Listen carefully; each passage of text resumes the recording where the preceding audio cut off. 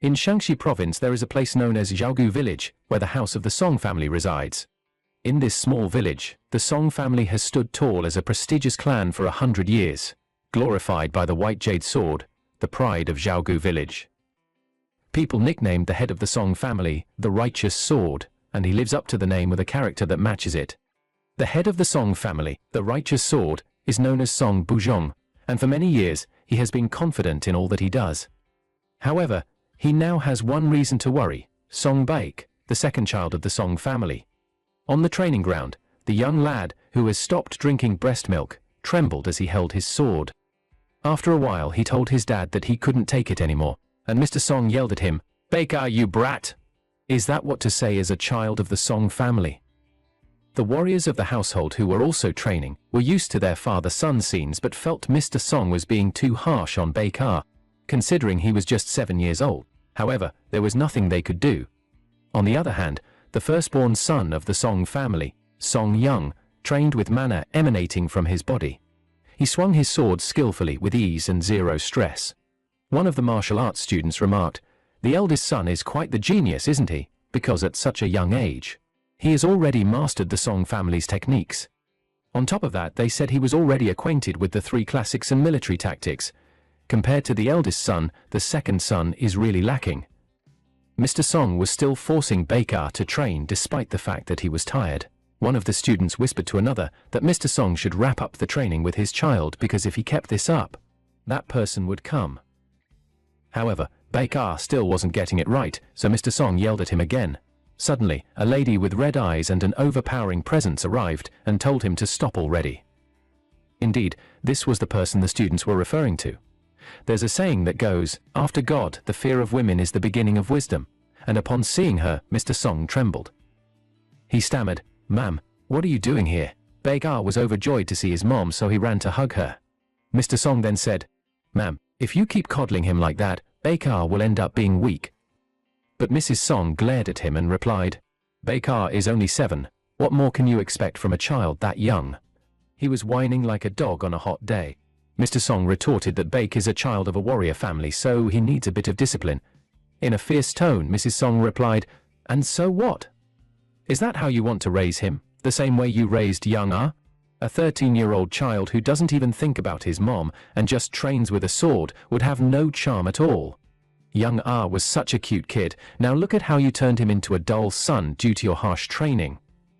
Mrs. Song said that their eldest son, young Ah, followed the ways of the world, but she wouldn't raise Baek like that.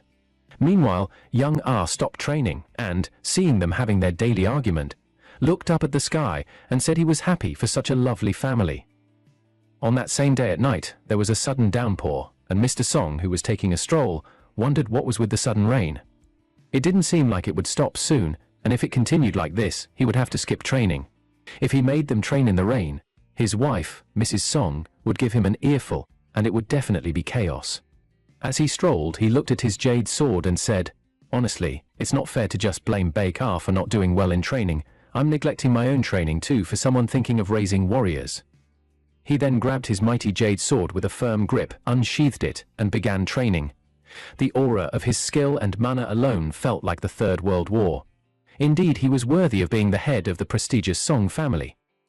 While he trained, young Ah came with an umbrella and watched Mr. Song. He interpreted his father's skill and stance, saying, "Roots that grow deep in the ground aren't afraid of frost. The evergreen can only be obtained by enduring bitter colds and fierce winds. That's what loyalty and nobility are all about." Young Ah noted that the path of his father, who has reached the 8th form of the Song family martial arts, is incredibly verdant. By now, Mr. Song was done training, so he sheathed his sword. With a sigh from training, he asked young Ah what brought him here at this late hour. He replied, "The general was looking for you, so I came to let you know, father." "The general?" Mr. Song asked, and Young replied, "Yes, he said that some old lady asked to be sheltered from the rain for a bit." Mr. Song inquired what an old lady was doing at their mansion at this hour. Young explained that they shouldn't let outsiders in carelessly, but since she looked desperate, he decided to ask father, "But if you're not keen, should I tell the guards not to let her in?" "No," Mr. Song replied, "I will go out and see for myself, but before that, I would like you to tell me what your father's path is like. However, young Ah couldn't answer. He was quiet, and Mr. Song thought to himself, am I being too greedy? No matter how talented young Ah is, asking about the secret of the 8 emblems of the Song family is too much. Mr. Song felt that young Ah wouldn't know the answer, but to his surprise, Young was as wise as Elon Musk. He replied, Father's path is verdant. He continued saying, the roots firmly planted in the earth endure the storm, so they always endure their greenery. Mr. Song was shocked and amazed at the same time by his son's reply. He then laughed out loud as if it were a comedy show. Mr. Song said that even if young Ah was some genius, that was taking it too far. He was simply talking about the secrets of reaching the peaks of the 8 emblems of the Song family. Upon hearing this, young Ah asked, Father, what does that mean? Suddenly, Mr. Song threw the mighty jade sword to young Ah, telling him to take it. Young Ah caught the sword as if his life depended on it. Mr. Song then said, starting tomorrow, begin practicing with the jade sword because you are now ready. Young Ah replied, but it's only the head of the Song family that can wield the jade sword. Mr. Song responded that the jade sword is just a good sword, and a sharp sword should go to someone who can use it properly. Since I'm in a good mood, I guess I should give the old lady the master's bedroom, he said, before leaving to see the old lady at the gate. Upon arriving, he encountered a lady older than my great-grandma, although I had never seen her. The old woman had a suspicious-looking hunchback that seemed like she was pregnant backward. The old lady said that she was going to Huazhong Temple, wanting to offer a tribute to Buddha. Her son was the most devoted son there ever was, but was dragged off to war and returned as a headless corpse. She said she needed to pray at the temple so her son would forget his foolish mother, allowing her some dignity when she meets him in the afterlife. I, for one, would never allow such a lady into my home, no matter her touching story, but Mr. Song, being who he is, told her to come in. He said to the lady, I will prepare a room for you, and as for Huazhong Temple, I will send someone to take you there as soon as day breaks. The old lady exclaimed, oh dear, such generous treatment for this pitiful lady. With all this good karma, the Song family's head's reputation is probably booming all over Shaanxi. I believe in that rumor that you have a good character. Otherwise, you would easily turn your back on a pitiful old woman. By now, Mr. Song felt that something seemed off, and before he could look back, the old woman sent a deadly needle that stung Mr. Song's neck. He fell to the floor and asked, what are you doing? The old lady replied, we are just preparing since you are considered a countryside sect, but you rank among the top 3 in Shaanxi province. It would be a problem if you exceeded my expectations. It dawned on Mr. Song that the old lady was trying to kill him. He then said, it's still too early for me to die. With the speed of light, he sliced her head off, and just like ping pong, her head bounced on the ground. The poison was already spreading, and Mr. Song threw up about 1 liter of blood, exclaiming, screw that wretched old hag! Suddenly, an eerie voice came from the old lady's body saying, please do not overexert yourself, Master Song. Since you are poisoned by the 7 treasures rejuvenation powder, the more you move, the more painful it will be. Suddenly, a man emerged from the dead old lady's body through her neck. Mr. Song couldn't believe his eyes, so he asked, who are you? The short man replied, does it really matter who I am? After all, the Song family will be exterminated today. Mr. Song snapped, shut up. Then he stood up to attack the man, but the short man said, I told you not to rush. Suddenly, he grew nails longer than my girlfriend's, and used them to block Mr. Song's attack. The short man's nails were so strong that they broke through Mr. Song's sword, and this scene took him aback. He thought to himself that this short man used deterioration, and that there was no metal strong enough to eat away at steel in the Central Plains. He concluded that the short man's martial arts skill was definitely blood demon technique. The short man, while bending down, told Mr. Song that he was impressive to be able to move like this, despite being poisoned. Meanwhile, Mr. Song thought to himself what a lackey of the demon sect was doing in this countryside. The short man said that something not fitting one's status tends to cause trouble. What? Mr. Song asked, and the short man replied, the white jade sword. He said that the white jade sword, which had taken countless lives during the war, had gained recognition, and that the demon sect leader was impressed by its power and desired it for himself. This meant that the jade sword would become the first trophy of the Central Plains. The short man, while standing with his fingers, said that the first honor of the demons would be bestowed on the blood demons. Mr. Song gritted his teeth as he thought that the demon sect's members were on the move again, and that this short man was probably the vanguard. Therefore, the demon sect bastards would invade anytime soon, and if it continues like this, the Song family will not be able to avoid destruction, just like the short man said. Fortunately, the white jade sword is in young R's possession. Mr. Song held his sword firmly, with mana emanating from him. He then said that they could escape before the other demon sect bastards arrive. The short man asked, "What's that stance? Are you planning to make a final desperate attempt to fight me?" Mr. Song didn't mind what the short man was yapping about. Instead, he noticed his son young R, a distance behind him. The young lad was surprised to see the strange short man instead of an old lady. Then Mr. Song screamed, "Children of the Song family, you must survive, your roots are in the Song family." He then engaged the short man in a fearsome battle. Young R screamed out, "Father!" and before he could run to him, Mrs. Song held him back, saying he should not go. Young R pleaded, "Please let me go, at this rate, father will die." With a change in aura, Mrs. Song replied, "It's the Lord's command. Do you dare defy it?" "No, mother," he replied. From her expression, young R could see that the matter at hand was serious, and that the battle between the strange man and his father was not something someone like him, who couldn't handle bitches yet, would join. Young R complied with his mom, and as they were leaving he thought, "Father, please stay alive, you must come back alive." In the boy's room, Mrs. Song was dressing Baek R. He asked, "Mother, why are you changing your clothes?" Mrs. Song replied, "I am getting ready to go on a trip with you and young R." "But why is older brother facing away?" Baek R asked.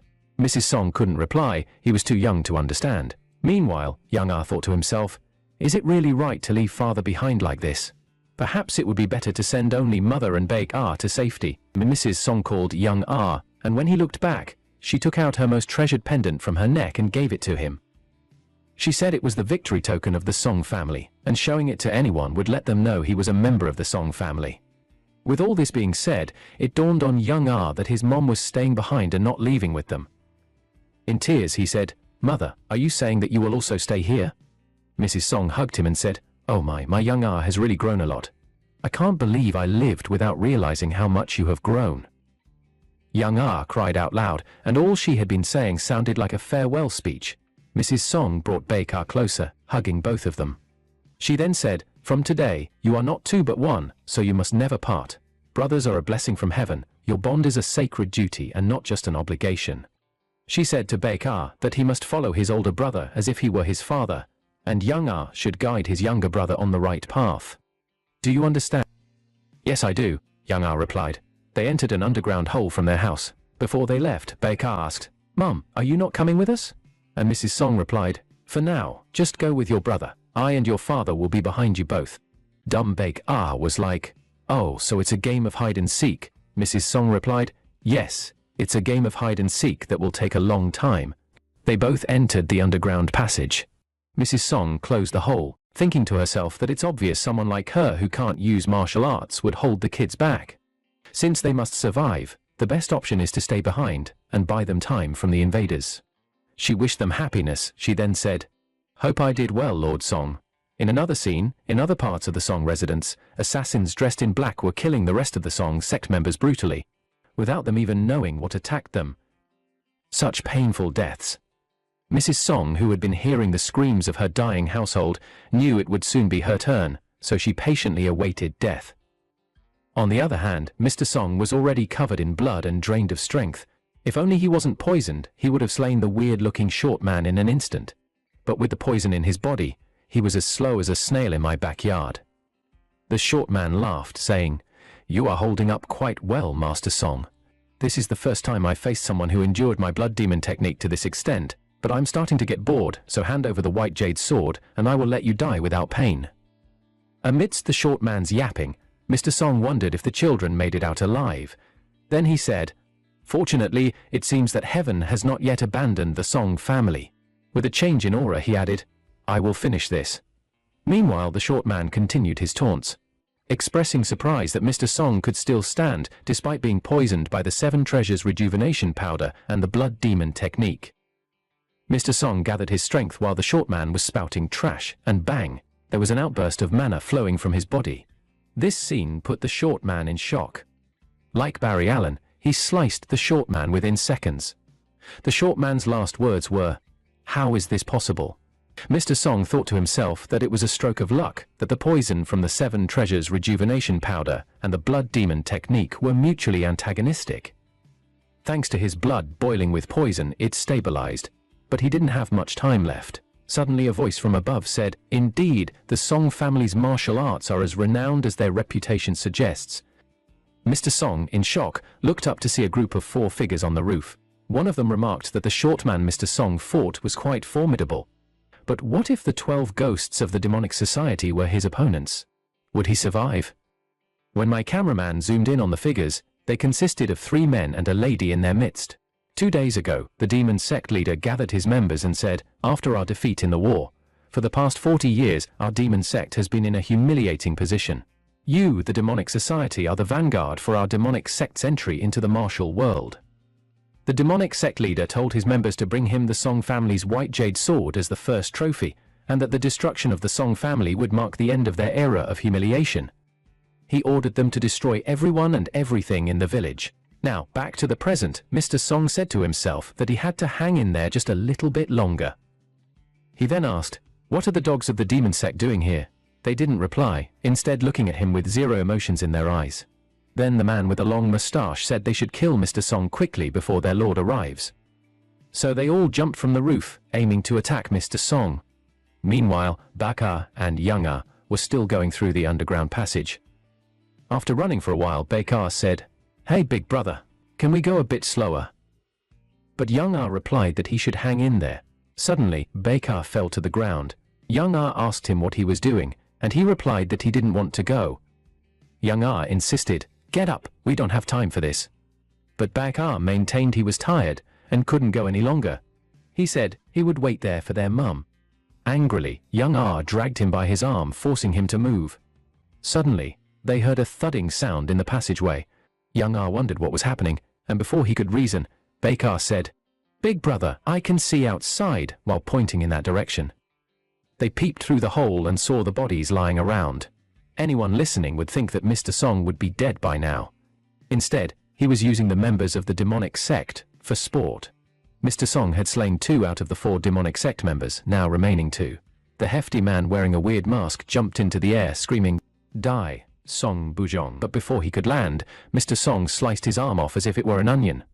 Upon seeing her comrades taken down one by one, the busty-looking lady joined the fight. My fellow men of culture would be happy to die at the hands of such a pretty lady. She said to Mr. Song, "You are trying so hard even though you are dying. A persistent man is not popular." Then she jumped into the air to attack Mr. Song. But she quickly paused mid-air when she noticed something different about him. She could see the sudden change and massive mana emanating from Mr. Song's body. She remarked that he was on the verge of death, but his overwhelming pressure alone could kill a person. Suddenly a voice from above said, "Foolish fools, I told you that Song Bujong is not an easy opponent." She looked up, and there was their lord, the lord of the 12 ghosts of the demonic society. With a mean look, he commanded the warriors of the demon sect to leave.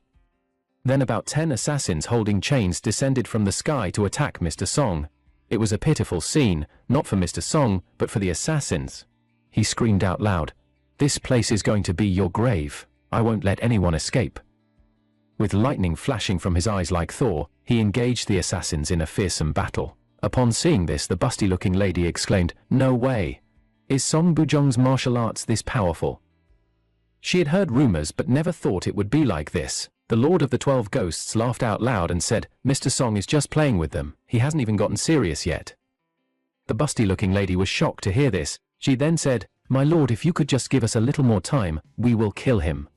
But the Lord of the 12 Ghosts unsheathed his sword and said, "Let's see how much you have improved, my old friend."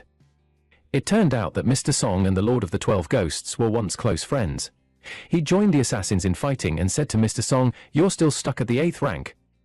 As they clashed their swords, the Lord said, "It's been a while, Song Bujong." Mr. Song was shocked to see him, and the Lord of the 12 Ghosts said, "Me fighting you isn't about personal dislike. I hope you're not already out of strength, Song Bujong." They both clashed in a thrilling battle so fast that only the wise could see. The busty-looking lady, watching them fight, thought, "This is unbelievable. Why is their lord using the same martial arts as Mr. Song?" Their skills and stances were so similar, as if trained by the same master. The Lord said to Mr. Song, "Your Song family martial arts are still impressive." Mr. Song replied, "How can you say that after fleeing the sect?" The Lord of the 12 Ghosts said, "Yes, I am a mere escapee. A healthy pine holds significance only when it's healthy." And bang, he used his sword to cut through Mr. Song's left hand. Baek-ah screamed out loud upon seeing this from the tunnel's hole. The evil lord heard the scream and looked in the direction of the sound. Tears rolled down from the children's eyes as young Ah covered his younger brother's mouth so the invaders wouldn't hear him. Suddenly, one of the assassins called out to the Lord, telling him they had captured Mrs. Song.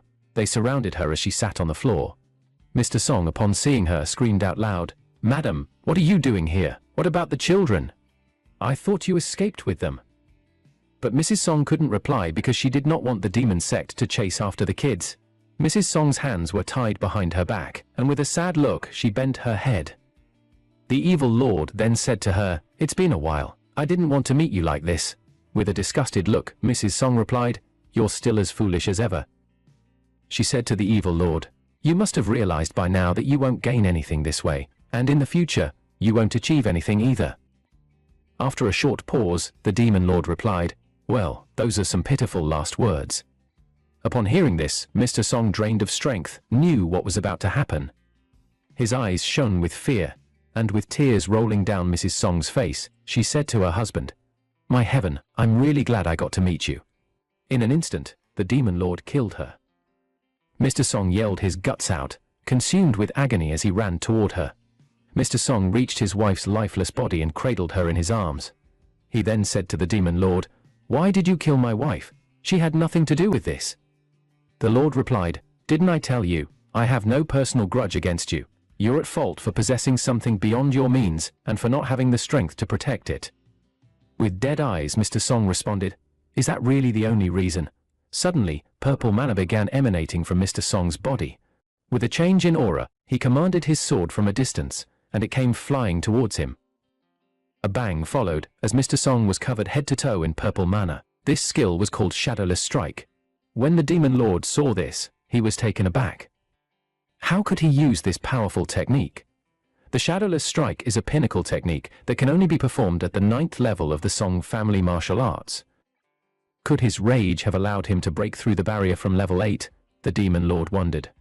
The demon lord was a little scared, but with a straight face he said, "First of all, I'm afraid your deadly technique won't be able to touch me." Mr. Song yelled, "Silence!" In the blink of an eye he attacked the Lord of the 12 Ghosts. The ground erupted as though an earthquake had struck, but before we knew it, Mr. Song's sword was only an inch away from the demon lord's face. The demon lord said, "I told you, your technique won't reach me." It turned out that the other assassins had used their chains to hold Mr. Song down, stopping him from reaching the demon lord. In the face of death, Mr. Song said, "One day, the children of the Song family will surely cut your neck. I look forward to it." The demon lord replied, and with a bang, he slayed Mr. Song. The demon lord said he never wanted to settle his score with Mr. Song like this, but had no choice, since his superiors had ordered him to annihilate the Song family. A few seconds later, one of the assassins came to tell the demon lord they had discovered a secret passage beneath the Song family residence. A passage," the lord muttered. He thought to himself, indeed, settling a score like this is no fun. He recalled the scream he had heard earlier within the walls and thought it must have come from Song Buzhong's children. Now, he had a more fun way to settle his score with Mr. Song, when the children grew stronger. The Lord of the 12 Zodiac Ghosts told the assassins they would be heading back. "Is it all of us?" one of the assassins asked. The busty lady added, "What do you mean by we are leaving? It's clear that the Song family children fled with the white jade sword and the secret manual. If the higher-ups find out we let them go, there'll be trouble." The demon lord replied, "You do realize that the white jade sword and the Song family's martial arts are merely pretexts, don't you?" The Lord of the 12 Zodiac Ghosts explained that from the beginning, he had no intention of indulging the whims of the higher-ups. The busty lady reminded him that the demon elders wouldn't stay silent about this. With a dry laugh, the demon lord said, "You have to endure that much trouble to savor the joy 10 years from now." Then he began to leave. The busty lady thought to herself, "What the hell is my lord plotting?" She couldn't figure it out, but the Lord of the 12 Zodiac Ghosts knew that 10 years from now, the children of the Song family who survived would surely grow stronger, and that would be the best time to settle his score with the late Mr. Song. Sometime later, in a small wooden hut, Baek-ah cried out, "Why did you do it? Dad was in pain, so why did you run away? Why, big brother? You're strong, so why didn't you help Dad?" Tears rolled down Baek-ah's face and he said, "I can't forgive you, you coward." Young Ah, who had been quiet, hugged his little brother to console him, but Baek-ah angrily pushed him away, calling him a coward. Young Ah didn't let go though. Instead, with tears in his eyes, he promised that as an elder brother, he would definitely avenge their parents. Baek-ah yelled, "We don't need revenge. Let's just go back to Mom and Dad." He cried out like someone who had witnessed his parents' death. A few days later in Beijing, young Ah and his younger brother covered themselves with cloaks as they walked through the city. The once rich young masters were now orphans and hadn't eaten since the previous day. As they walked, Baek-ah couldn't resist the aroma coming from a nearby shop. He glanced in the direction of the smell. Young Ah noticed and asked if he was hungry, but Baek-ah, with a frown, didn't reply. Since that day, Baek-ah had remained silent for several days. Is his heart still not settled? Young Ah wondered. Then, with a sigh, he said, "All right, don't go anywhere and wait here." He told Baek-ah he would go get something to eat. Baek-ah's expression showed he was scared to be alone, but since he was still angry with his elder brother, he couldn't say anything. In his mind, though, he was thinking, "No, big brother, don't leave me alone. I don't need to eat, just stay with me." But young Ah couldn't hear his thoughts, so he was gone. As young Ah went to look for food, he was cornered by some thugs. They noticed the finely wrapped sword that young Ah carried and tried to snatch it from him. He ran as fast as he could, and the thugs chased after him. After running for a while, young Ah managed to put some distance between them. As he tried to catch his breath, he fainted in front of a man and his little disciple. The young girl was worried as she tried to tend to young Ah. Her master then said, "Since my disciple has taken a liking to him, we must save him." The young girl snapped, "Master." The man told her to be quiet now because he wanted to check young Ah's pulse. After checking, the unknown master thought to himself, "Fortunately, this boy just collapsed from exhaustion after using up his energy. Judging by his build, he seems to be the child of a well-trained martial artist. But what could be the story of this child?" The man wondered. All of a sudden, the unknown master saw the symbol from an opening on the sword that young Ah carried. But before he could look further, 3 people appeared, and one of them said, "Finally, we caught you. You sneaky brat." The thug, with a bald head that shone like glass, told the unknown master to hand over the sword, claiming it as his own. The unknown master stood up and replied, "You think this sword is for you?" The bald thug answered, "Yes, it's mine. If you interfere, you won't get away unarmed, old man." The unknown master, with anger and a change in aura, then said, "Do you think the white jade sword, which has taken the lives of countless demon sex scums, belongs to the likes of you?" The unknown master's aura alone pushed the intruders back, and they couldn't move. They exclaimed, "Who the hell is this old man?" Later in the evening, Baek-ah was still staying at the spot where young Ah told him to wait. He held half of the Song family heirloom that was given to him with hope that his brother would use it to find him. A few days earlier, after escaping from the massacre of the demon sect, they made a camp in an open space in the forest. Baek-ah quietly sat on a log of wood, while young Ah roamed about to keep watch. Baek-ah didn't want to speak with young Ah. Instead, he muttered to himself, "What are you doing? I'm trying to sleep, but you are so noisy as you walk about."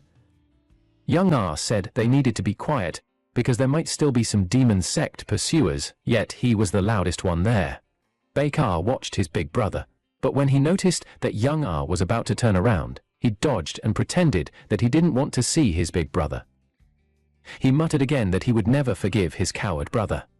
Young Ah walked toward Baek-ah, and with a thud, he broke the pendant and gave one half to Baek-ah. Young Ah told his little brother that it was the Song's family heirloom, the dragon emblem, and if they were to part ways, that was the only thing that would remain. He sat down on the same log of wood and told Baek-ah that he would never abandon him. Now back to the present, Baek-ah was still waiting for young Ah since he left. He cried, feeling that his big brother had abandoned him. Then he cleaned his tears and stood up to venture on his own. Coincidentally, the unknown master, who had taken the unconscious young Ah in his carriage to treat him, passed by Baek-ah but didn't see him. After walking for a while, Baek-ah concluded that his big brother had abandoned him. Dear listeners, I want to introduce you all to the 4 sages of Jungho. In the 40 Years' War between the righteous sect and the demonic sect, the 4 sages of Jianghu referred to the 4 strongest masters of the righteous sects who distinguished themselves on the battlefield during that war. After the war of the righteous and demonic sects, the 4 sages retired and established an academy, such as the Murim Academy. This is the sacred ground of the righteous sects. It turns out that the unknown master who saved young Ah is one of the 4 sages of the righteous sects. At the Murim School of Medicine, in a room with 2 doctors, the unknown master and his disciple, young Ah was being treated with bandages wrapped all over his body. He begged them to let him go, saying that his younger brother was waiting for him. The unknown master said that he was sorry. If he had known he had a younger brother, he wouldn't have brought him in rashly. He urged young Ah not to worry, stating that he had sent people to look for Baek Ah, so they should just wait for now. With tears rolling down his cheeks, young Ah said that he needed to go quickly. His younger brother was waiting for him. The unknown master, with a reassuring tone, said, "Don't worry, I will definitely find your brother." He swore on the name of the 4 sages of Jianghu.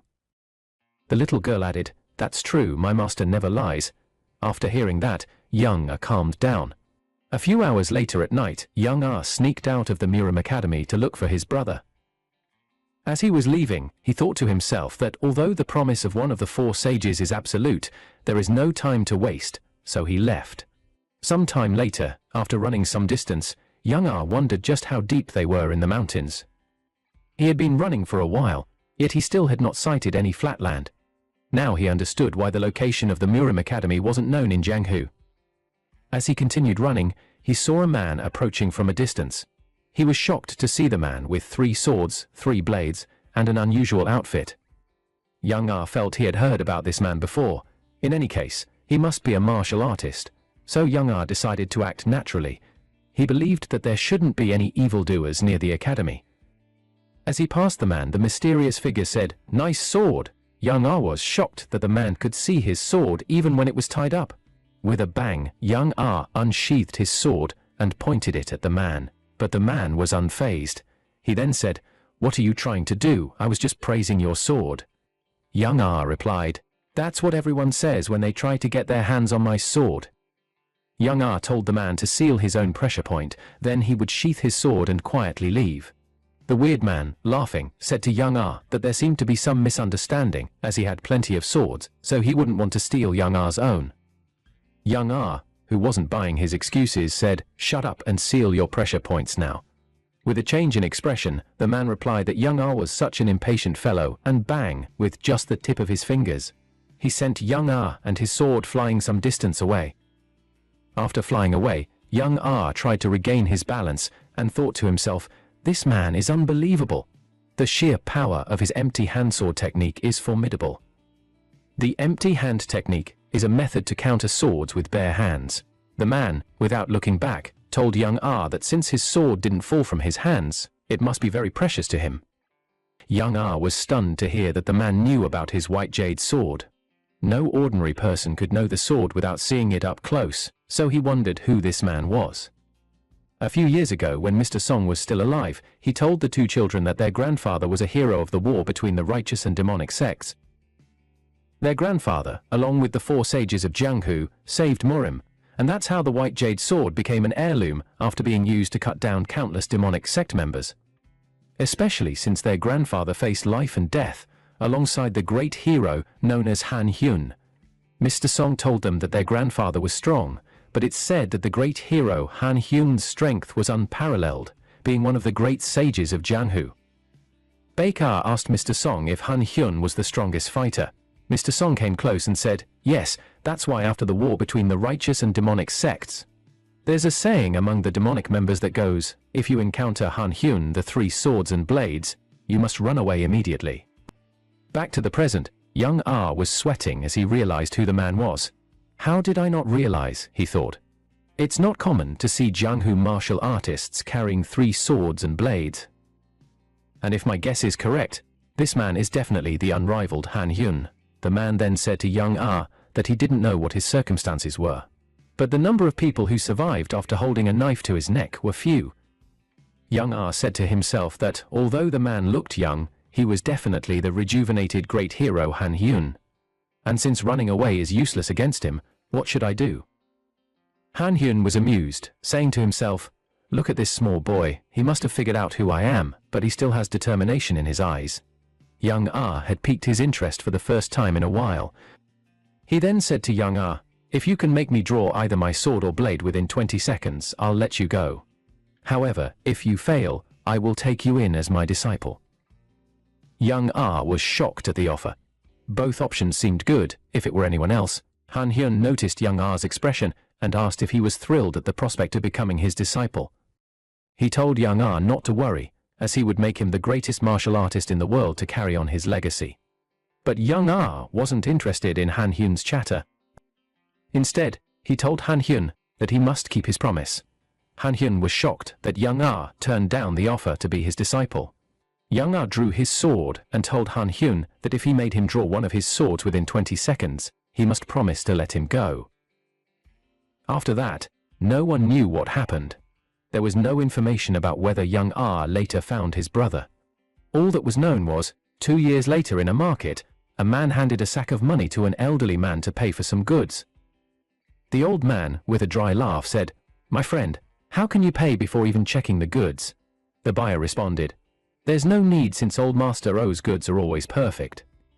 Master O then called out to Baek-ah to bring the goods over. Baek-ah brought the goods and asked where to place them, and they directed him. As he was arranging the goods, the young man said to Master O, "How time flies. It was about 2 years ago, right? When you brought Baek-ah child here. Back then, I was worried because the child was so frail, to think he'd grow up quickly is a surprise. But whether then or now, Baek-ah has remained silent and doesn't talk much." Later in the evening, after sales were over, Master O rode on a bull while Baek-ah walked alongside him. As they were going, Master O thought to himself that ever since he found Baek-ah on the streets, he seemed different from ordinary children, no matter how you looked at it.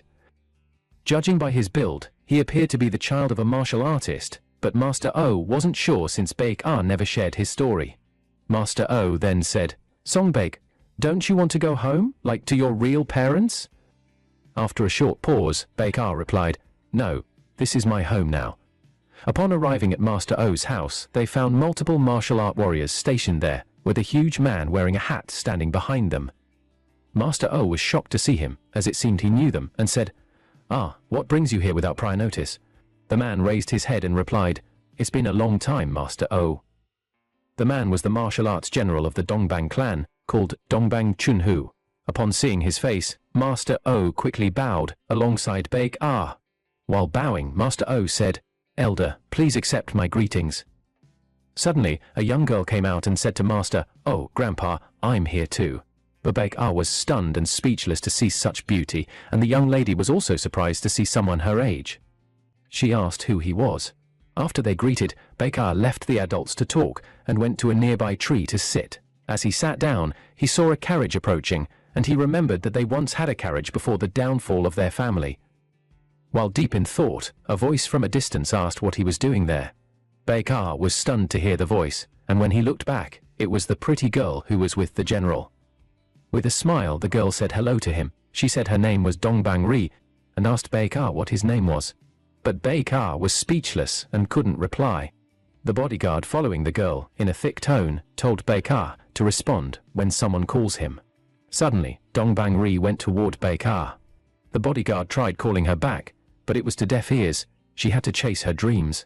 She sat down with a little smirk on her face. Baek-ah was so shocked to see this, his face turning all red. She decided to tell Baek-ah again that her name was Dongbang Ri. She was 9 years old, and she asked for his name. Baek-ah muttered to himself that she was pretty, up close, and he then told her that his name was Songbaek, and he was 11 years old. Dongbang Ri responded, "Oh, you are my elder brother." She apologized, maybe for shooting her shot, but Baek-ah's heart almost left his chest upon hearing her call him elder brother. The pretty girl said that since Baek-ah was older than her, he should call her Ri-mei from now on. Baek-ah wasn't sure if he could call her that because her name was Ri, and adding Mei is a term of endearment used to address a younger sister.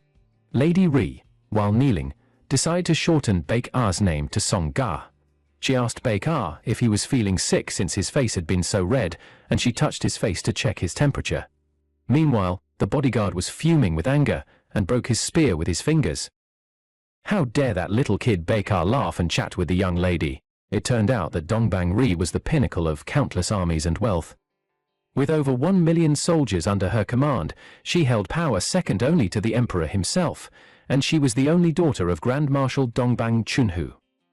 The bodyguard was confused and surprised at the same time when he saw Lady Rai laughing.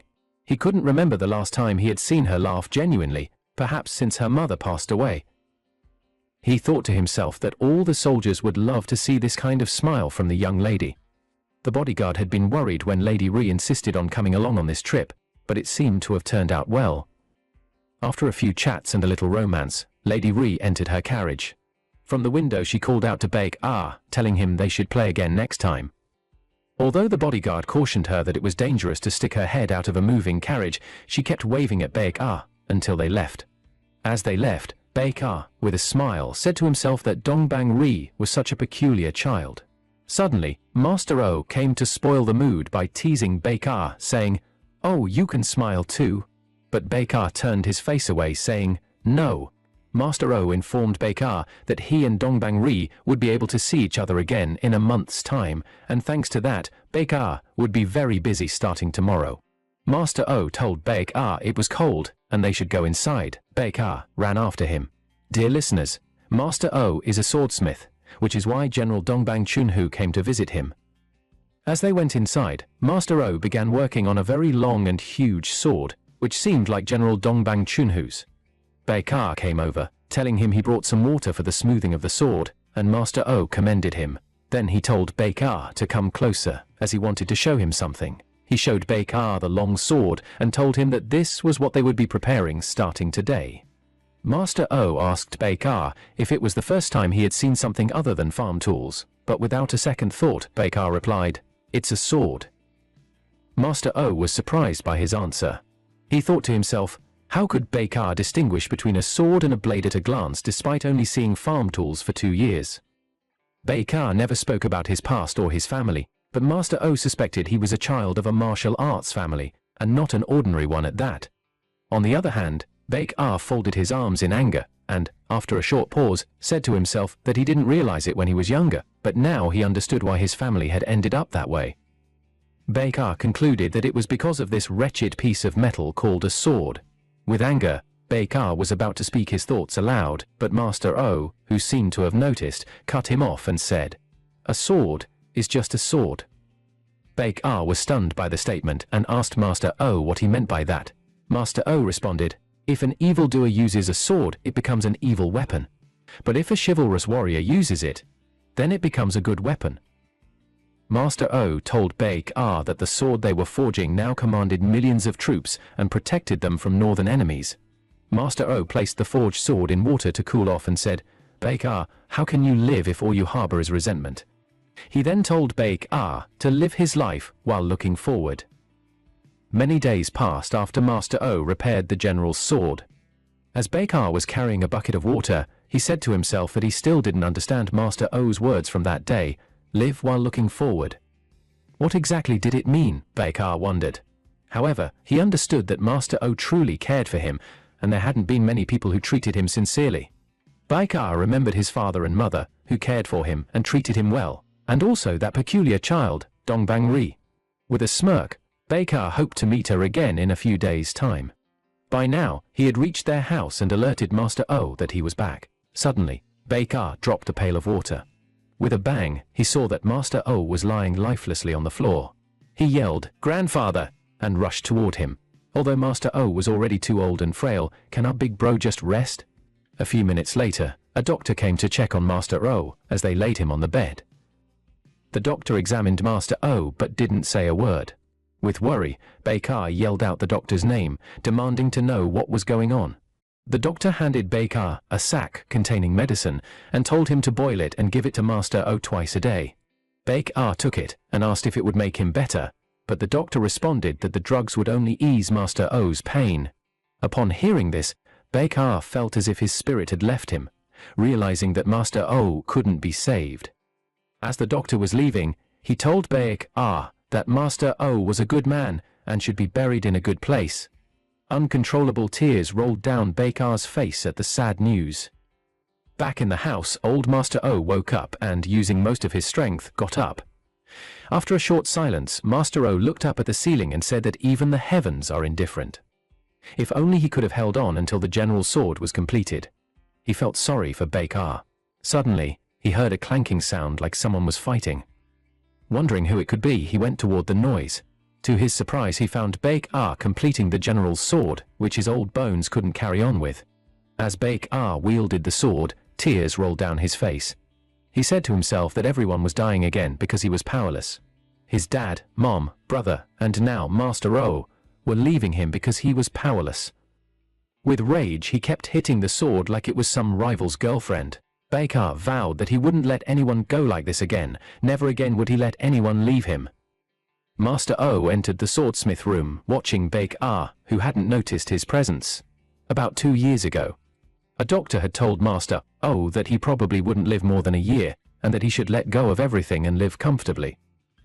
But Master O never really had any regrets about life. However, the sorrowful eyes of Baek-ah, a poor orphan, moved him deeply. He thought it was the whim of an old man nearing death, believing he had taken Baek-ah in. But it turned out that Baek-ah had taken him in. As these pitiful thoughts ended, Master O, still standing at the swordsmith's entrance, asked Baek-ah if he thought the sword would shatter that easily with the way he was hitting it. Shocked to see him, Baek-ah replied, "Grandfather."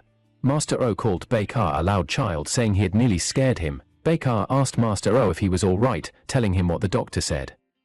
Master O responded that the doctor was a quack because 2 years ago, that same doctor said he was on the verge of death, but here he is, with only a few bones falling off. Master O, with a faint smile, urged Baek-ah not to worry, saying that he's still with him. After hearing this, Baek-ah's face lit up with hope, and then bang, Master O reprimanded Baek-ah for laughing, even after he tried to break a treasured sword earlier. Baek-ah, a little scared, replied that he was only trying to complete the sword. Master O, with a warm smile, responded that he was joking and commended him, saying that he managed to make quite a good sound from the sword. Baek-ah was relieved to hear this, and it seemed he was truly getting better at swordsmithing. Master O then said to Baek-ah that he would be the one to finish the general's sword. He was stunned and asked if the old man was serious. Master O said that Baek-ah couldn't keep doing menial jobs and that he believed Baek-ah could now handle an advanced job like swordsmithing. Baek-ah's hands were shaking, and just like someone who had won a single bet after losing millions, Baek-ah rejoiced that he was finally recognized for something too.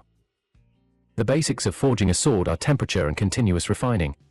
Master O watched Baek-ah as he completed the sword, and as he sat he said to himself, "Songbaek, repairing a sword is a series of tedious processes. Life is much the same, if you endure through all the monotonous and boring times."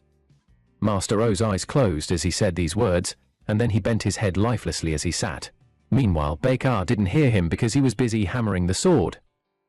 After a while, he heard the sound of metal fusing together, which meant the sword was complete.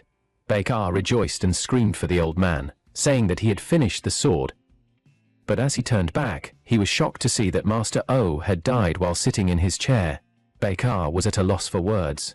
He approached Master O, hoping he was just sleeping, and touched the old man's warm body, telling him that he had finished the sword. But there was no reply. Upon realizing that Master O was truly dead, Songbaek screamed in anguish, not just for Master O's death, but for the realization that everyone who had ever loved him was leaving. The next morning, General Dongbang Chunhu and Lady Ri were coming to visit Master O. Lady Ri, with glee in her eyes, looked out the window and asked how much longer it would be before she saw Songbaek. General Dongbang asked if she missed Songbaek that much, and her facial expression gave the answer. General Dongbang, while touching his beard, said to himself that his daughter seemed to be fond of Songbaek. That little brat. After a few more horse strides, Lady Ri screamed that she had seen Songbaek. They got down from the carriage, and she shouted Songbaek's name, telling him that it is her, Remei. But as she got closer, she was perplexed by Songbaek's state. He held the general's sword with dead eyes as he sat pitifully on the floor. Master O, who had taken him in, was dead. After a period of sorrow, General Dongbang and his soldiers buried Master O, and his tomb was inscribed, "The tomb of the great blacksmith, O Jong Dong." By then, Lady Ri was already teary-eyed, and within a few seconds of holding back, she began crying out loud. Her bodyguard told her that it was cold and that they should head back to the carriage for now. As they left, she cried that Song Baek was so pitiful and alone. After a short pause, General Dongbang sighed and said to himself that now it was too late. He wanted to repay Master O the debt he owed him, even if it was overdue, if only he had found Master O who left the army a bit sooner. General Dongbang said to himself that Song Baek had said he completed the sword by himself, and judging by the way he wrote Master O's epitaph as well, he seemed quite literate. The general turned to him and asked if his name was Song Baek. He replied yes. General Dongbang asked him if he would like to come with them, since he had nowhere else to go. After a short pause, Song Baek didn't reply. He thought to himself that everyone who took him in had left. He didn't want to be abandoned ever again. With a look that could kill, he thanked the general for the offer, but declined to go with them. After a short silence, General Dongbang said it was a shame since Song Baek was a talented boy. He told Song Baek that if it was his choice not to follow them, then he should take care, and he turned to leave. Suddenly, Lady Ri came running and bang, she held Song Baek's hands, telling him to come with them. There is so much power in a lady's plea, for real. A few minutes later, as they were going back to the Dongbang residence, we saw our protagonist on one of their horses, going with them. As they traveled, he reflected on how Lady Ri had begged him to come. He felt it was likely pity, the naive pity of a young girl, but the warmth of her tiny delicate hands was something Song Baek had always longed for. Though he reluctantly followed Lady Ri's insistence, and as Song Baek was lost in thought, the bodyguard announced they had arrived and told him to get down. Song Baek got down from the horse, and when he looked up, he opened his mouth in awe. He was like, "So this is Dongbang Ri's house." The house was so big that even Googleplex in California would feel ashamed next to it. They entered the mansion and a lady said, "Welcome back, master." It was Lady Ri's nanny who ran to hug her upon seeing her. After that, about 100 maids echoed, "Welcome back." Song Baek, upon seeing this, was perplexed. It was so incredible. He thought their Song family residence was fairly large, but it didn't compare to the Dongbang residence. After a short silence, the maid asked her master who the boy was, and Lady Ri replied that he is her Song Baek. Both the nanny and the maids were shocked that Lady Ri had nicknamed the boy already. General Dongbang, with a commanding voice, said that Song Baek was a child he had brought with him. This caused the maids to murmur, as this was the first time ever. The general turned to Lady Ri's bodyguard, Moyoung, and told him that from now on, he would be responsible for Song Baek. Moyoung was like, "What?" General Dongbang, with a scary face, asked if Moyoung wasn't going to do what he said, and Moyoung, while trembling, said he didn't mind. Then, the general left. The general left. Moyoung told Song Baek to follow him, and as they were leaving, Moyoung sighed and said to himself that with all his experience, now he was babysitting Song Baek. A few years later, as Song Baek was walking, he said to himself that back then, when General Dongbang brought him into the residence, he didn't understand why everyone was so shocked, but now he understood. Bringing a child into the Dongbang family, which had no heir, meant bringing in a successor. Our protagonist, all grown up and fresh looking like me, walked up the stairs leading to the training ground. Moyoung, who took over the general's position when Dongbang Chunhu retired, said to Song Baek that he was late. Song Baek replied that he was late because he had to escort Lady Ri. He was like, "General Moyoung, let's begin." "You rascal, I told you to call me brother," General Moyoung said. Song Baek responded that he's sorry, but he finds it hard to follow that order above all else. Then he stood in a pose ready for great achievement. General Moyoung asked if he's preparing well for the martial arts examination. Song Baek replied that he has been training daily with Kang Salku's technique. "Good.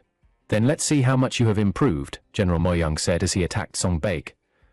Song Baek blocked all his attacks like they were my girlfriend's bills.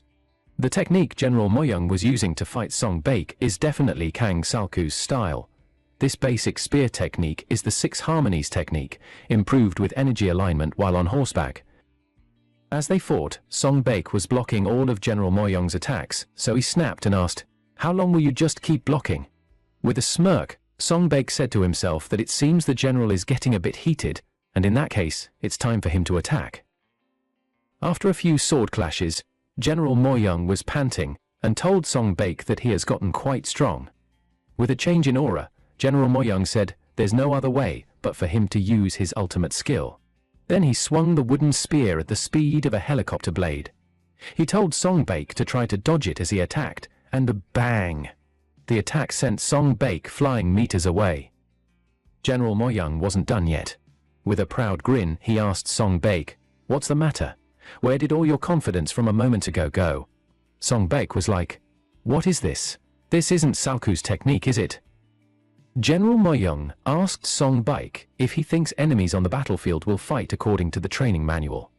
He told him that Kang Salku's technique is merely the basic stage to pass the martial arts examination, and there won't be enemies who will fight exactly as they trained. He reminded Songbake not to forget the reason for his existence, and as he charged up his skills, General Moyoung attacked Songbake again. Songbake blocked it, but the weight of the attack was immense, and at this rate, his weapon wouldn't stand it. Bang! His wooden spear broke into two. This technique, without a doubt, was the battlefield spear technique. As Songbake's mind raced with thoughts, General Moyoung told him it's not over yet, and launched another attack. Songbake, on the other hand, dropped the other half of his broken spear, now holding only one. The general, whose attack was already in motion, was shocked to see this. Without realizing it, he aimed to kill, and now he couldn't stop his own attack. He yelled at Songbake to evade, and bang! All we saw was smoke and dust. As it cleared, Songbake blocked the deadly attack, with just the tip of his broken spear like some martial arts lord. He used the Song family technique that his father taught him when he was younger, and the general opened his mouth in awe. A few minutes later, after the training, Songbake leaned on the wall, waiting for someone. He brought out the Song family heirloom, which he had kept since his brother left him. Songbake never wanted to remember, neither the Song family technique nor the heirloom. Suddenly, Lady Ri, who had grown in all parts of her body, especially her chest, said to Songbake that it's been a long time since she saw the necklace with him. Songbake quickly hid it and asked her if she's already done with what she was doing. Lady Ri didn't reply. With her face all red, she frowned like an annoyed girlfriend, then turned back and said she must have mistaken Songbake for someone else. He was confused and asked her what's wrong, wondering if he did something that annoyed her. With a sharp look, she turned back and asked, "Did you really not understand, Master Song?" Lady Ri said it had been so long since she was out, but this was just great. The person she was supposed to meet didn't even show up. Songbake was speechless for a while, then he called her Ri-mei. Lady Ri was shocked to hear the name only Songbake could call her. With a smirk, she asked him to repeat what he just called her, teasing that she couldn't hear him well. Songbake, with his face all red, told her they should stop joking around and to give him a break. He told her they would get scolded by the nanny if Lady Ri hugged him whenever she wanted. And bang! Lady Ri held Songbake, pulling his hand so close to her chest. Songbake blushed and was perplexed at the same time. He stammered, "What are you doing, Ri-mei?" Lady Ri asked him, "What's the big deal? You've given me piggyback rides before." Songbake replied, "That was when we were still kids." And Lady Ri asked him what he thinks of her now. For a while Songbake couldn't reply, because he knew she was confessing her feelings to him. Then he remembered when he was newly brought to the Dongbang residence, the old nanny warned him not to get any ideas. She told him that the other servants might think he was adopted as a son, but he was just a plaything for Lady Ri. So she told him that he must and should only act like a plaything, and Songbake promised to keep that in mind. Now, back to the present, Lady Ri went closer to Songbake and asked what he thought about her now. After a pause, Songbake bent his back for her to hop on so he could give her a piggyback ride. Lady Ri, with fret, asked what he was doing. Songbake replied, "It's obvious. You asked me how I feel, and I still think of Ri-mei as a kid. Come to think of it, I don't mind giving you a piggyback ride." Songbake's statement really got her angry, and in anger she said, "Enough, I'll go by myself." But he chased after her, saying he'd give her a piggyback ride. She insisted he shouldn't follow her, but Songbake, our guy, knows how to roll with a lady, so he tagged along. On the other hand, the old nanny had been listening to their conversations, and as they left, she thought to herself that it seems Songbake is aware of his situation, thankfully. However, Lady Ri's feelings for him are the problem. A few minutes later, Lady Ri and Songbake went onto a crossover bridge. She gleefully told him to look at the sunset, it was so beautiful. As Songbake watched her, he thanked goodness that Lady Ri cheered up so quickly. Seeing how she changes so fast, it's remarkable. Dongbang Ri is one of the only two people who treated him well without expecting anything in return, even though he couldn't protect Master O. With firm resolve, Songbake promised that he would definitely protect Rime. Meanwhile, there was a creepy guy admiring Lady Ri's beauty from the foot of the bridge with his 2 creepy bodyguards. The creepy guy muttered, "Is there such a pretty girl in this area?" The guards asked if they should bring her to him, but the guy replied, "No, a beauty like her shouldn't be enjoyed just once. Besides, she seems to be from a well-off family." The creepy guy licked his lips like a pervert and told the guards to find out where she lives. Outside the emperor's palace, Grand Marshal and former General Dongbang Chunhu was kneeling, waiting for the emperor's orders. General Moyang told him to please get up. He had been kneeling for hours, but the emperor had not answered him. Dongbang Chunhu didn't budge. Instead, he asked General Moyang if he didn't realize that defying the emperor's decree was considered treason. He told General Moyang that if he couldn't bear to wait, he should go back home. General Moyang gritted his teeth and said the Grand Marshal should go to the throne room immediately. He mentioned that the emperor was currently lost in the indulgence created by his advisor, Jiang Maso, and couldn't escape. It was hard to tell whether it was Jiang Maso or the emperor who truly ruled from the throne. Dongbang Chunhu cautioned him to mind his reckless words. The Grand Marshal told the general that Jiang Maso was always waiting to undermine his authority and would exploit even the smallest mistake to topple him. He added that the emperor is intelligent, and no matter how much Jiang Maso tries to deceive him with crafty words, he will eventually see the truth. Until then, the Grand Marshal said he would wait. Inside the emperor's throne room, the emperor's advisor Jiang Maso sat on the throne. General Song reported to Jiang Maso that the Grand Marshal was still waiting for the emperor's command, and they couldn't come up with any more excuses to delay him. Jiang Maso laughed. "Oh, he's still waiting outside. What an ignorant officer." Advisor Jiang Maso decided to wrap up whatever secret meeting he was having on the emperor's throne. He used the emperor's royal stamp to approve a decree, which one of the eunuchs took out. General Song informed Jiang Maso that he shouldn't provoke the Grand Marshal any further, because if he discovered that the emperor was gravely ill and wasn't the one ruling, his 3,000 troops of Liadong would march toward the imperial palace. Jiang Maso told General Song that he worried too much. Pulling out the Liadong army would be as good as handing the country over to the barbarians, and no one knew this better than the Grand Marshal. As he sipped his tea, Jiang Maso remarked that Dongbang Chunhu's deep affection would lead to the downfall of his family. In the Dongbang residence, Lady Ri was sewing some clothes when she looked out the window and saw that it was raining for the 3rd time that day. Meanwhile, a man with 2 bodyguards was approaching the Dongbang residence. As my cameraman zoomed closer, it was none other than the creepy guy from the previous day. He complained to his guards, "Of all days, this damn rain has to fall when I'm going to get a new bride." One of the bodyguards asked if they should get him new shoes. He replied, "No. This rain and the mud on my shoes will make my sincere feelings even more evident." As they arrived at the Dongbang residence, 2 guards stopped them, saying that the Dongbang residence wasn't a place just anyone could enter. The creepy guy in blue told them he wasn't just anyone. He ordered one of his bodyguards, and the guard brought out the Chancellor's token. The soldiers guarding the gate were surprised to realize who the creepy guy was, the son of the Minister of Revenue, YG. One of the creepy guy's bodyguards tapped the soldiers on the shoulder and told them to be thankful their master was in a good mood.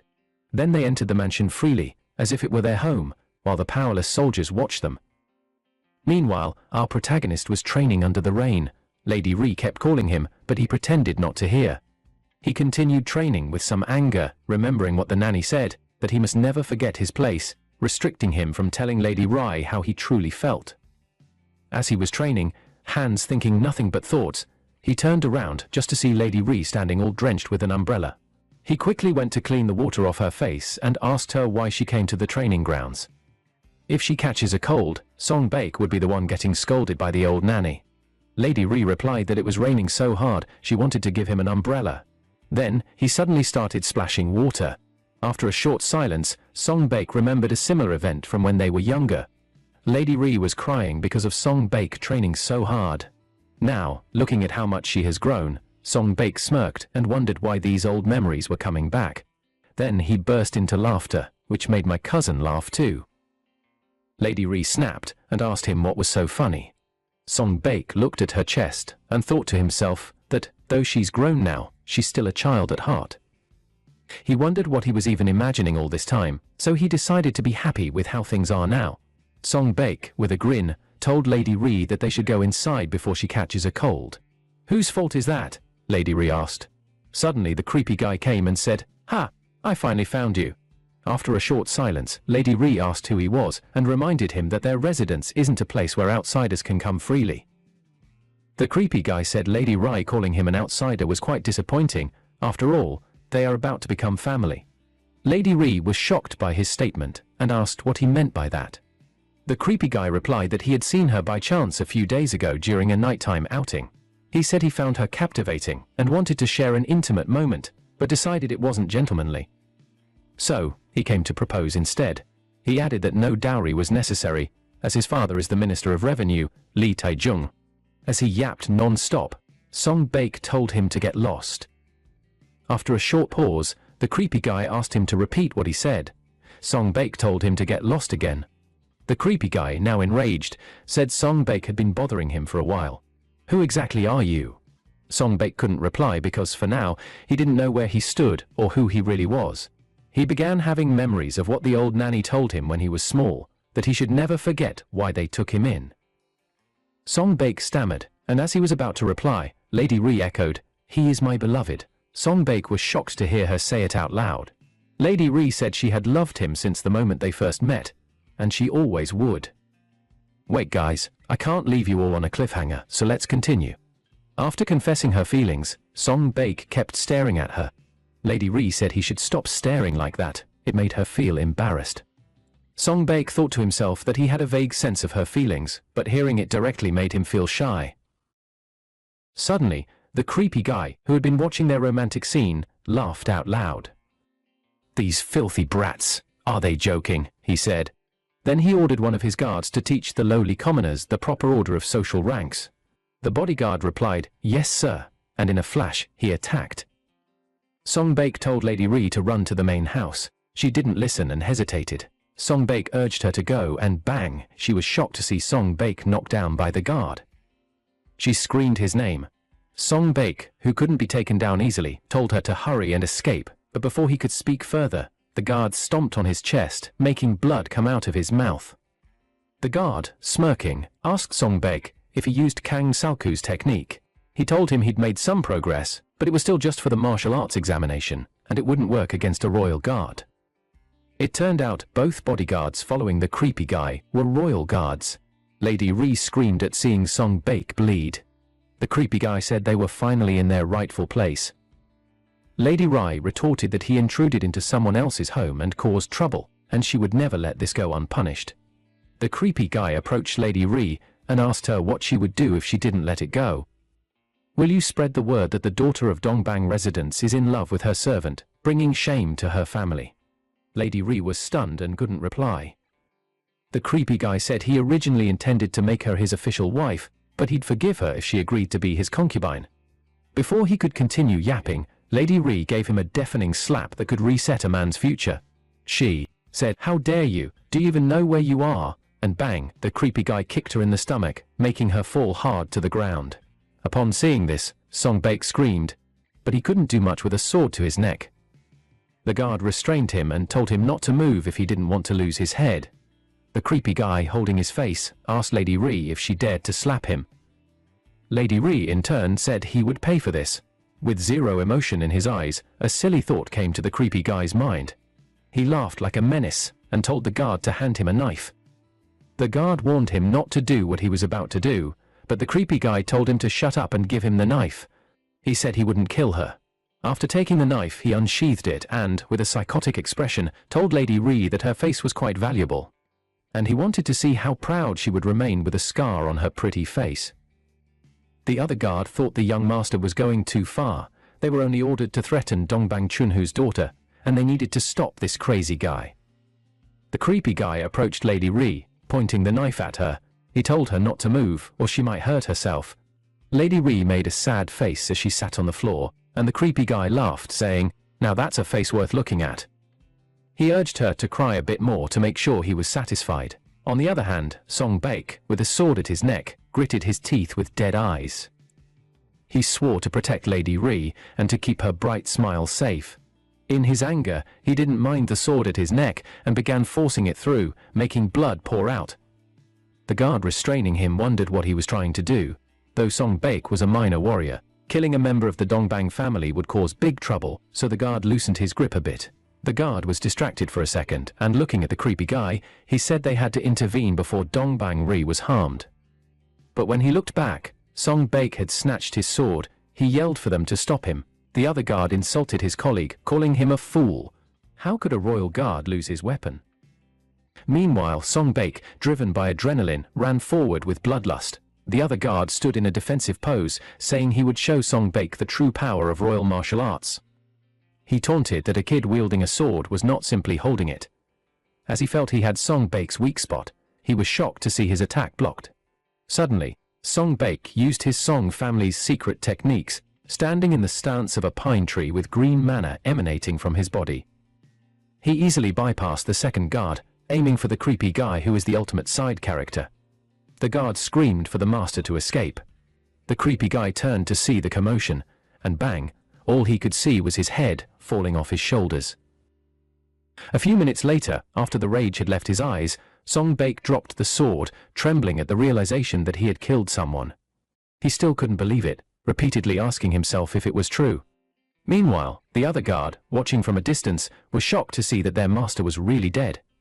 In anger, he attacked Song Baek from behind, yelling that Song Baek was going to pay for what he had done. He used his ultimate skill, capable of killing an ordinary warrior in one go. But before he could get near Song Baek, General Moyoung blocked and used his skill, Displacement Slash, to counterattack. He delivered a powerful blow to the guard's stomach, sending him flying. After that, General Moyoung demanded to know what the emperor's lackeys were doing in the Dongbang residence. As the guard fell, he wondered what the general who had taken over Dongbang Chunhu was doing here at this time. Not being impartial, General Moyoung turned to Song Baek and struck him with his spear, sending him flying. Walking up to Song Baek, he asked if he realized what he had just done. Song Baek, still stunned, stammered, and couldn't reply. In anger, General Moyoung stretched out his hand to slap him, but before he could reach his face, Lady Ri blocked his hand, telling him that Song Baek had done nothing wrong, he was only trying to protect her. General Moyoung insisted on reprimanding Song Baek, but Lady Ri kept begging him, with tears rolling down her face. Seeing this, Moyoung turned away in anger, calling Song Baek a fool as he left. Lady Ri asked Song Baek if he was alright, but he was at a loss for words. All he could say was her name, Rime. Lady Ri hugged him in consolation, telling him through her tears that everything was going to be alright. In another scene, Grand Marshal Dongbang Chunhu was looking through a martial arts book despite someone standing in front of him. It was none other than Minister of Revenue, Lee Taejung, whose son had been killed by Song Baek. After a short pause, Dongbang Chunhu said that it was indeed unfortunate that his son had passed away. The minister snapped upon hearing this, and asked the Grand Marshal what he meant by unfortunate. His son was dead, and how would Dongbang Chunhu take responsibility for this? Dongbang Chunhu, with a commanding tone, asked Lee Taejung how he dared talk about responsibility in his presence.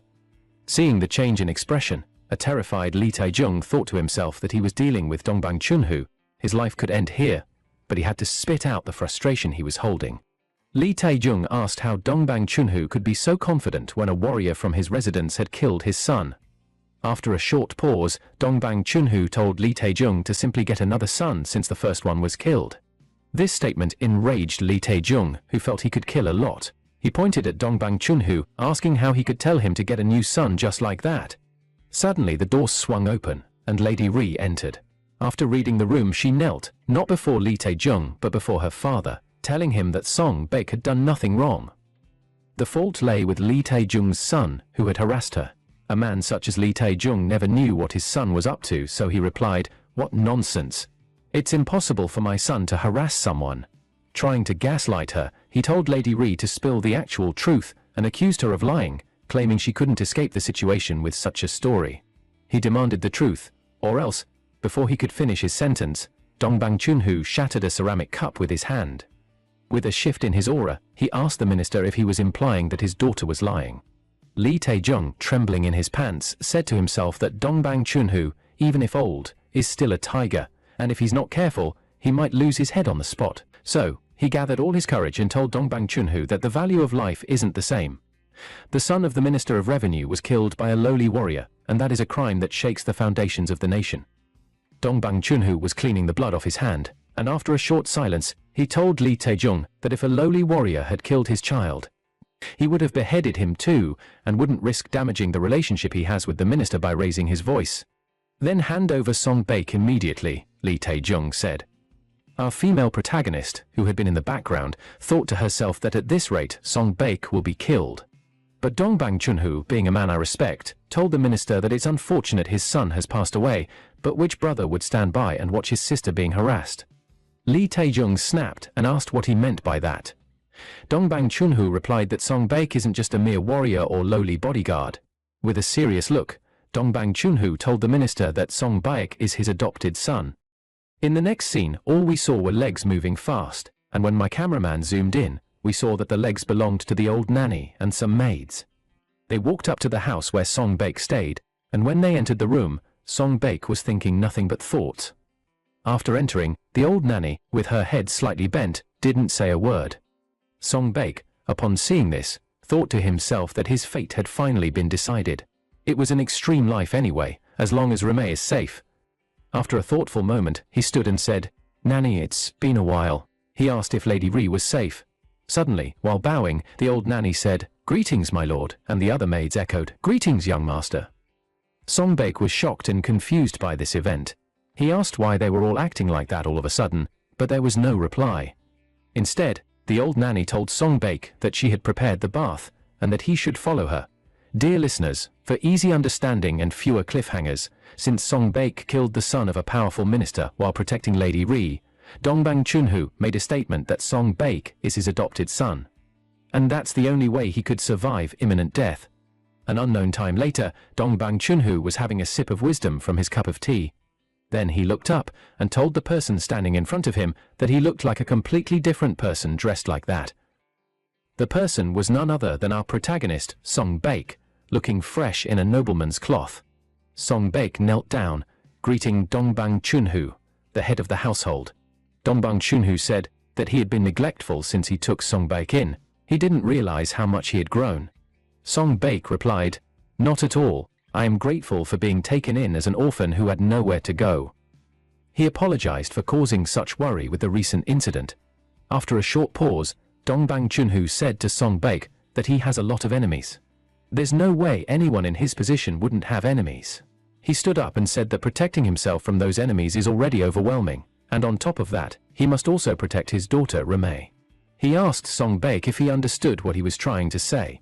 Dongbang Chunhu meant that he couldn't protect Song Baek as well, so instead of abandoning someone he saw as high child, he found a way to save him. Dongbang Chunhu told Song Baek that in 3 days' time, General Moyong will be going to the front line with a new unit, and he should join them. Song Baek, who thought his life would end, didn't know how to express his joy. Even if he might die on the battlefield, at least he had a slim chance of survival.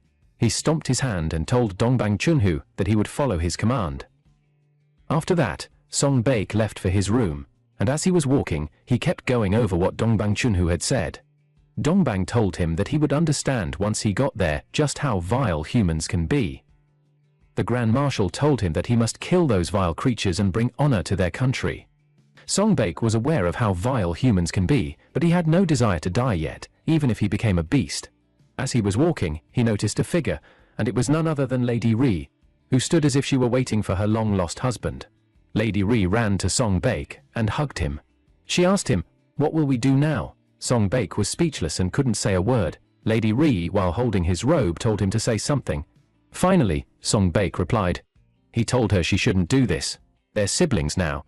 Everyone would think that Lady Ri was listening, but a lady in love hardly listens. She called out to Song Baek, saying they should both run away to a place where they could live together and no one would know them. With a smile, she said he wouldn't have to kill anyone anymore. Easier said than done. Lady Ri was shocked to see Song Baek removing her hands. He then said to her that he was sorry, but he had to follow her father's command. A few days before the journey to the battlefield, Song Baek, fully dressed, went to Lady Ri's door and told her that he was leaving tomorrow. Rime, listening to him, didn't say a word. Instead, she kept sewing a cloth to hold in her anger. Song Baek said that he was sorry he couldn't fulfill her wish and that they wouldn't see each other for a while. He pulled out the Song family's heirloom he had from when he was young and hung it on Rime's door. He said that she should please take care of herself in the meantime and promised he would come back. Uncontrollable tears rolled down Lady Ree's face as he left, the pain of being separated from someone she was in love with weighing heavily on her. The next morning, on the day of departure, the warriors directed the workers carrying the rations for the battlefield. General Moyang yelled that they should be careful because the supplies were worth a few years of their salary. He said they should hurry up, the supplies were for their comrades at the front line. The general noticed Song Baek, who was lost in thought, so he asked him if he hadn't said his goodbyes to the young lady yet. Song Baek replied, "No," she still seemed upset. General Moyang said to himself that in any case, the battlefield is no place for the living, and seeing Lady Ree's face would only leave lingering regrets. Maybe it was for the best. General Moyang told Song Baek they were about to depart so he should come along. Just as they were about to leave, the nanny called out, "Master Song Baek," telling him to wait a minute. He asked the nanny what it was, and she handed him a cloth, saying that Lady Ree asked her to give it to him. Song Baek was surprised, and with a smile, he thought to himself, so this was the reason why she wouldn't see me for 3 days. Then they left. On the other hand, Lady Ree went to a hill where she could see them leaving. While holding his pendant to her chest, she said that he must stay safe. About 3 years later, on the gruesome battlefield, where horses could even be a threat, blood splashed like rain, and bodies piled up like a construction site, our protagonist, Song Baek, after fighting for 3 years, had gained the name Soser Lang, which means killing wolf. This man, who seemed like the leader of the battalion, ordered his minions to kill Song Baek. But our protagonist was chilling like the MC of some anime, and when they got close to him, the horses were terrified by his presence alone. On the other hand, General Moyang, with a few soldiers remaining, stood tall to defend the border from the barbarians. The enemy, with their overwhelming force, attacked and killed most of the soldiers. But you know what? General Moyang didn't fret because Song Baek was worth more than 1,000 soldiers. He slayed the enemies with ease and zero stress. The leader of the enemy battalion was shocked to see this. He called Song Baek a monstrous fiend, and decided to fight him himself, but our protagonist didn't budge. He was so chill. He then said that all the enemies weren't humans, they were beasts, and bang, he struck the leader with his spear. After the victory of the 3rd round of the war, Song Baek, from a distance, looked at their base camp and said to himself that he made it through another day. While staring at his hand, he remembered the people he had killed, and wondered who was the beast between him and them. As he was thinking of nothing but thoughts, General Moyang came and asked him if he couldn't sleep. The general told him that tomorrow's battle would be the toughest and biggest they had faced so far. Song Baek was like, "You are still awake, General Moyang?" And the general replied, "You stubborn brat, I told you to call me brother when we are alone." General Moyang called Song Baek a strange one, because he followed all orders without complaints, but refused to call him brother no matter what. Song Baek responded that he was sorry. General Moyang reminded him that it had been 3 years since they came to the battlefield, and asked Song Baek how he felt knowing he could return home once this battle was over. Song Baek replied, asking if it was really okay to go back home, since he no longer saw people as humans. Perhaps he had gone mad. General Moyang, after a short pause, asked if he was saying this because of Lady Ree. Song Baek was speechless and tried to hide, but the general could see through him. General Moyang, with a sharp turn, told him he didn't need to hide it, and shouldn't worry, because if it's Lady Ree, she would be on his side no matter what. As the general left, he said he would head in for the night, and told Song Baek not to forget to call him brother next time. Song Baek, with a sad look, said to himself that he couldn't call General Moyang brother, because to him, calling someone brother represented the person who abandoned him when he was younger. But someday, he hoped to call General Moyang brother, though it felt like a promise that could never be kept. The next day, on the battlefield, the barbarians with their overwhelming force engaged General Moyang and his warriors. Most of them were being slain by the enemies. General Moyang and his underlings were holding the front line when he noticed they were losing the battle. Amidst the battle, he asked one of his soldiers, "What's going on here? Why is there still no contact with the rear unit?" One of the soldiers informed him that the rear unit had withdrawn. He was filled with anger upon hearing that his fellow general had betrayed him on the battlefield, another cowardly scoundrel, so Jongjong. Meanwhile, the 3 great leaders of the barbarians were watching the battle from a cliff, and one of them laughed, saying the enemies had actually opened up the rear for them. He said that the Central Plains were truly foolish. The man with the scar added that the Central Plains had become slaves to power struggles rather than focusing on their nation's safety. Such vermin, that's what the Central Plain people are. This man's name is Oyerat Taisi Tajar. the leader of the barbarians, and for reference, we will be calling him Tajar. Some unknown days later, in the Dongbang residence, Lady Ri was staring at Song Baek's pendant when the old nanny came in, bowing, and said she had some news. Lady Ri snapped, telling the nanny that if the news was about her suitor, Lord Cheon, she would refuse the proposal again. But the nanny informed her that the news was about young Master Song Baek. Upon hearing this, her face lit up, and she quickly rushed out of the room to hear from her father. They had said the battle would take about 3 years, and now it was finally time. In Dongbang Chunhu's study, he slammed his hand on the table in extreme rage and asked a warrior if the news was true.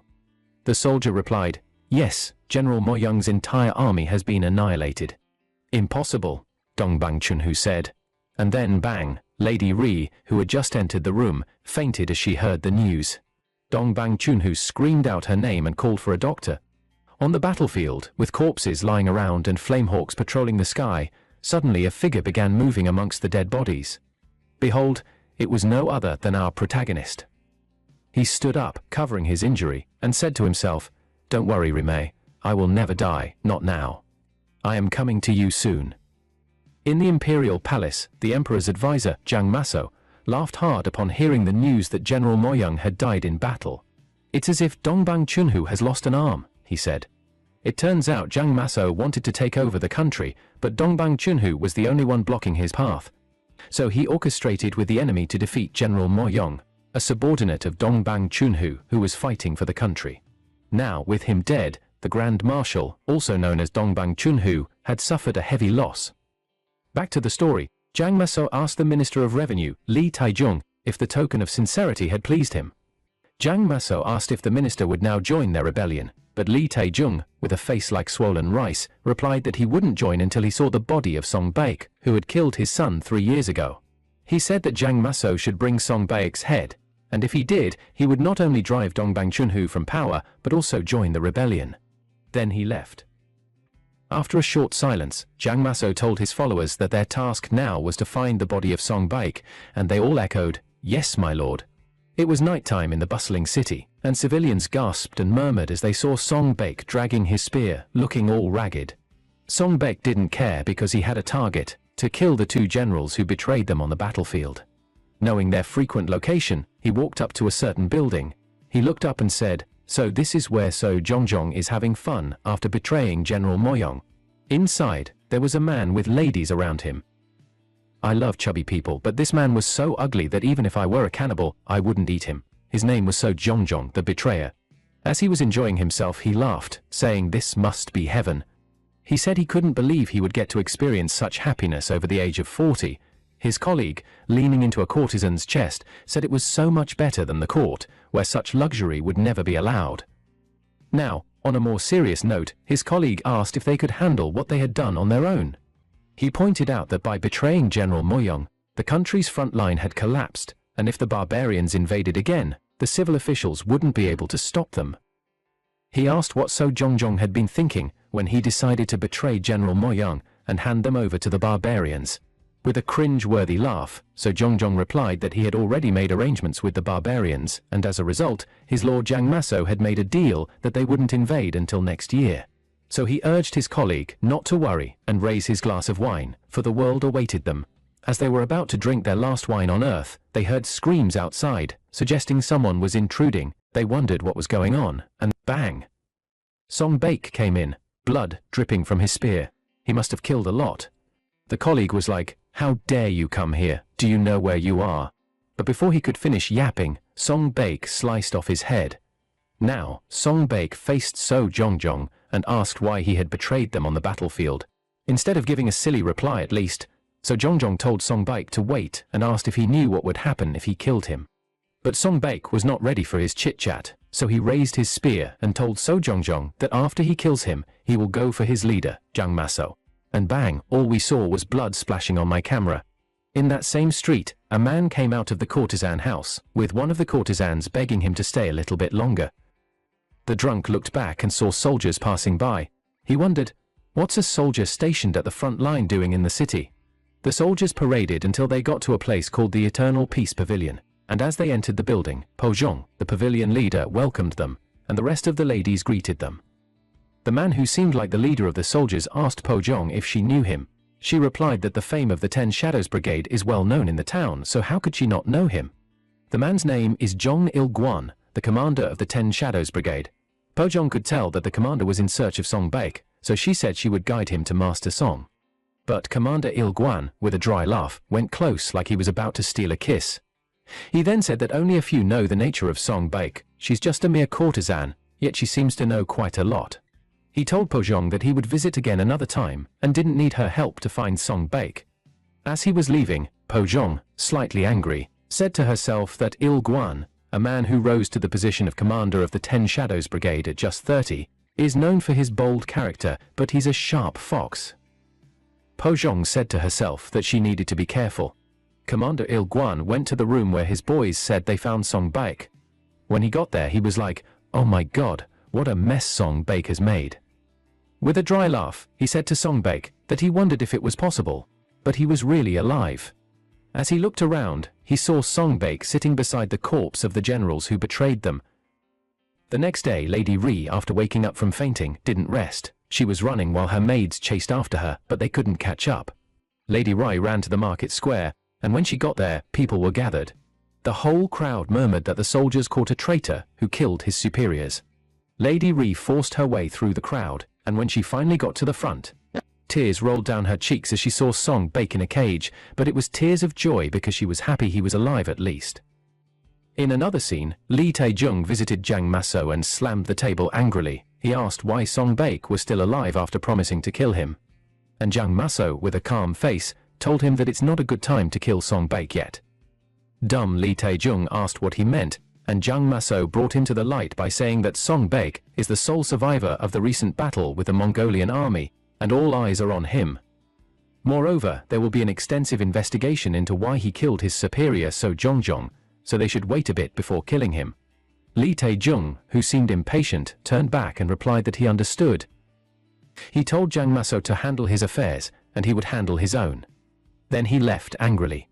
As he left, Jang Maso called him a foolish man for being impatient. He thought, if he waits a little longer, he would achieve what he wants.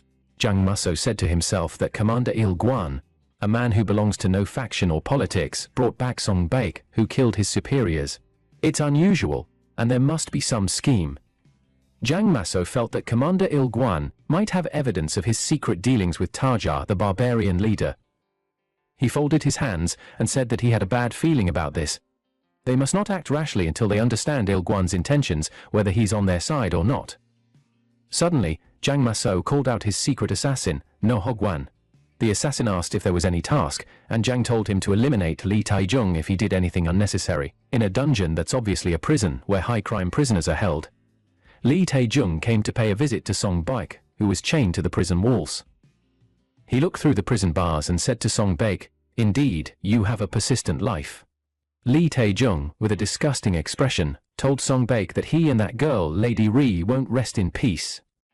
Upon hearing this, Song Baek, in a serious tone, replied that he would find Lee Tae-jung and kill him if he so much as touched even a single hair on Rime's head. Song Baek struggled with the chains as he yelled that he would destroy everyone associated with him. Lee Tae-jung told Song Baek that it turns out he is a beast disguised as a human, and he should have died on the battlefield instead of surviving. As the minister left, he informed Song Baek that both his death and Rime's death would be his fault. In Dongbang's residence, Commander Il-guan visited the Grand Marshal, and as they were discussing, he informed Dongbang Chunhu that he could save Song Baek. The old man spilled his tea when he heard this. However, there are conditions to be met if he wants to save him. Dongbang Chunhu asked him what they were, and Commander Il-guan replied that he had to give him Song Baek. This is a tough decision for Dongbang Chunhu, to give up Song Baek, and for now, he has not made a decision. Commander Il-guan stood up and asked the Grand Marshal if he had realized why General Moyoung's army was annihilated. He said, "It's obviously not something Jongjong could have orchestrated alone." He told the Grand Marshal to brace himself because the people behind everything that's going on won't give up easily. The Grand Marshal was curious and asked why Commander Il-guan, someone who's uninterested in politics, would help him. With a proud grin, Il-guan replied that he was drinking buddies with General Moyoung, and it's only natural to help the brother of a close friend. Then he left.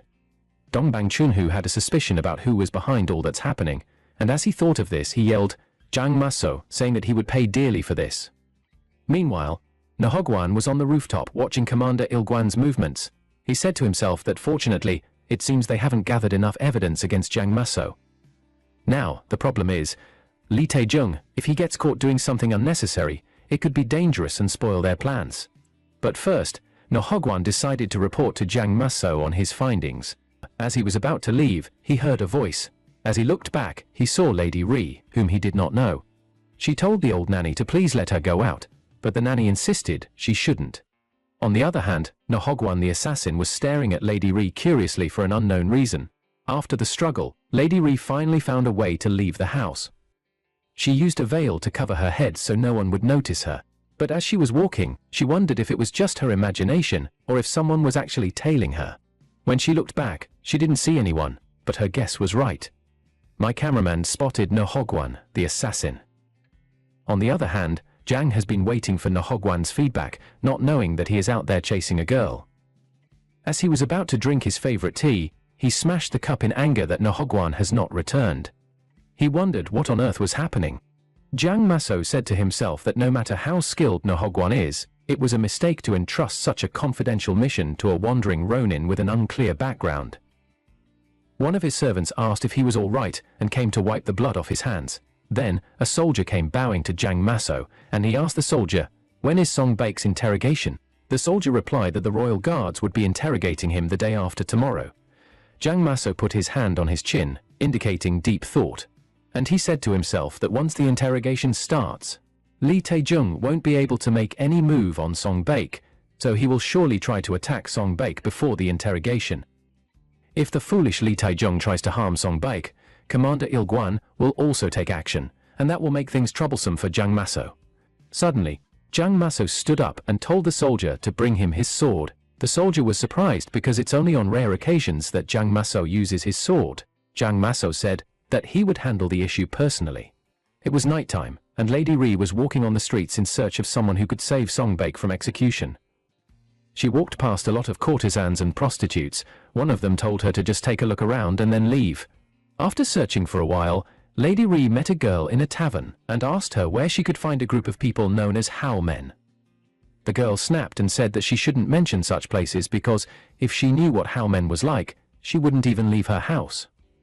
Lady Ri, booming with curiosity, asked the girl what Hao Men are like. The girl replied that the people of Hao Men are so different from the martial artists everyone knows. Unlike those who pursue righteousness or those who revere strength as their creed, Hao Men are a gathering of thugs, and because of that, they don't accept requests from ordinary people who aren't part of the martial world. Especially since Hao Men is usually near the red light district, beautiful women like Lady Ri get taken away. After a short pause, Lady Ri stood up and told the girl that she understood. As she was leaving the inn, she told the girl that finding the Hao Men seems quite strange, so she has to find another way. The girl gave her a final warning that she shouldn't go near the Hao Men. On the street as Lady Ri left, she said to herself that she's sorry for lying, but to save Song Baek, she has no other choice than to take the risk. Lady Ri went to a huge man and asked him where she could find Hao Men.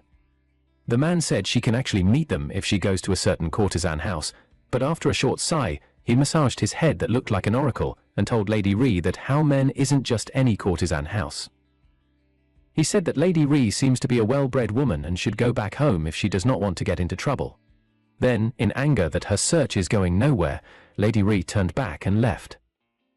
As she was leaving, the man sighed and said to himself that it seems she heard about the Hao Men from somewhere. He said he's sorry, but it's not a place she can just meet anyone. Suddenly, a group of 4 guys who seemed like scholars called out to the man, with one of the guys holding a pink bag of money.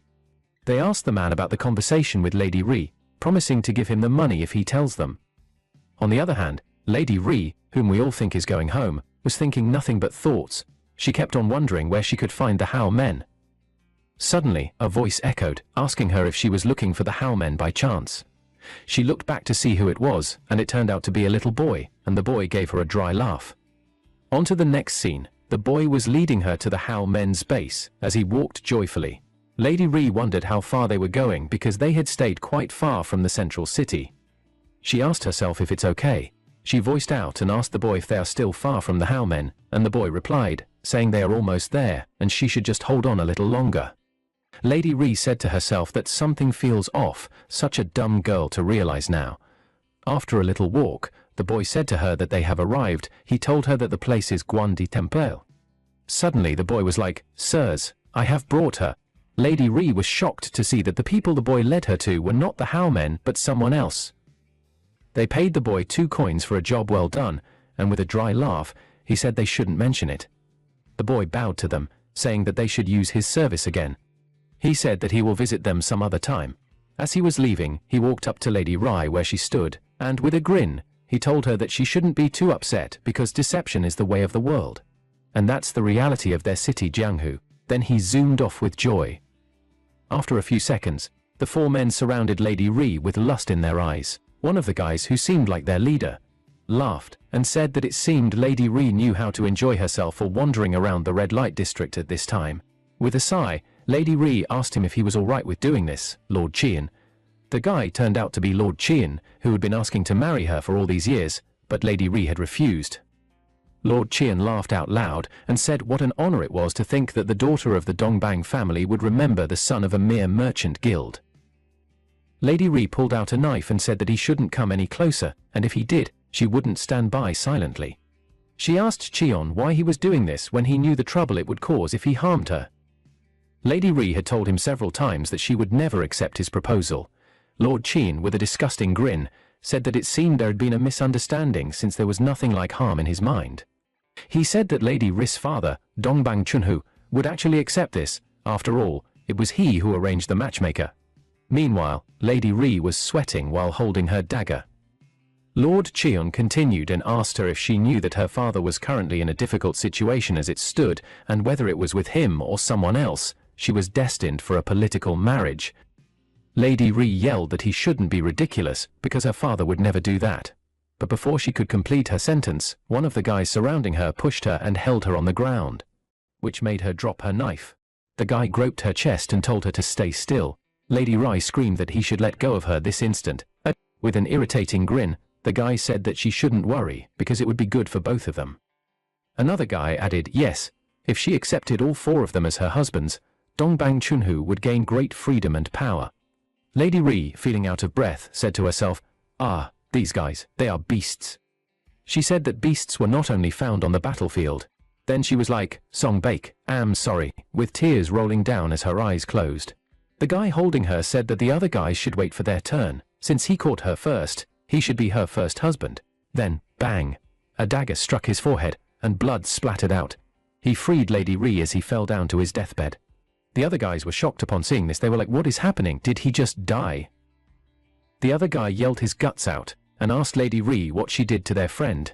He picked up his sword, running to attack her. The other guy told him to wait a minute, but he didn't listen.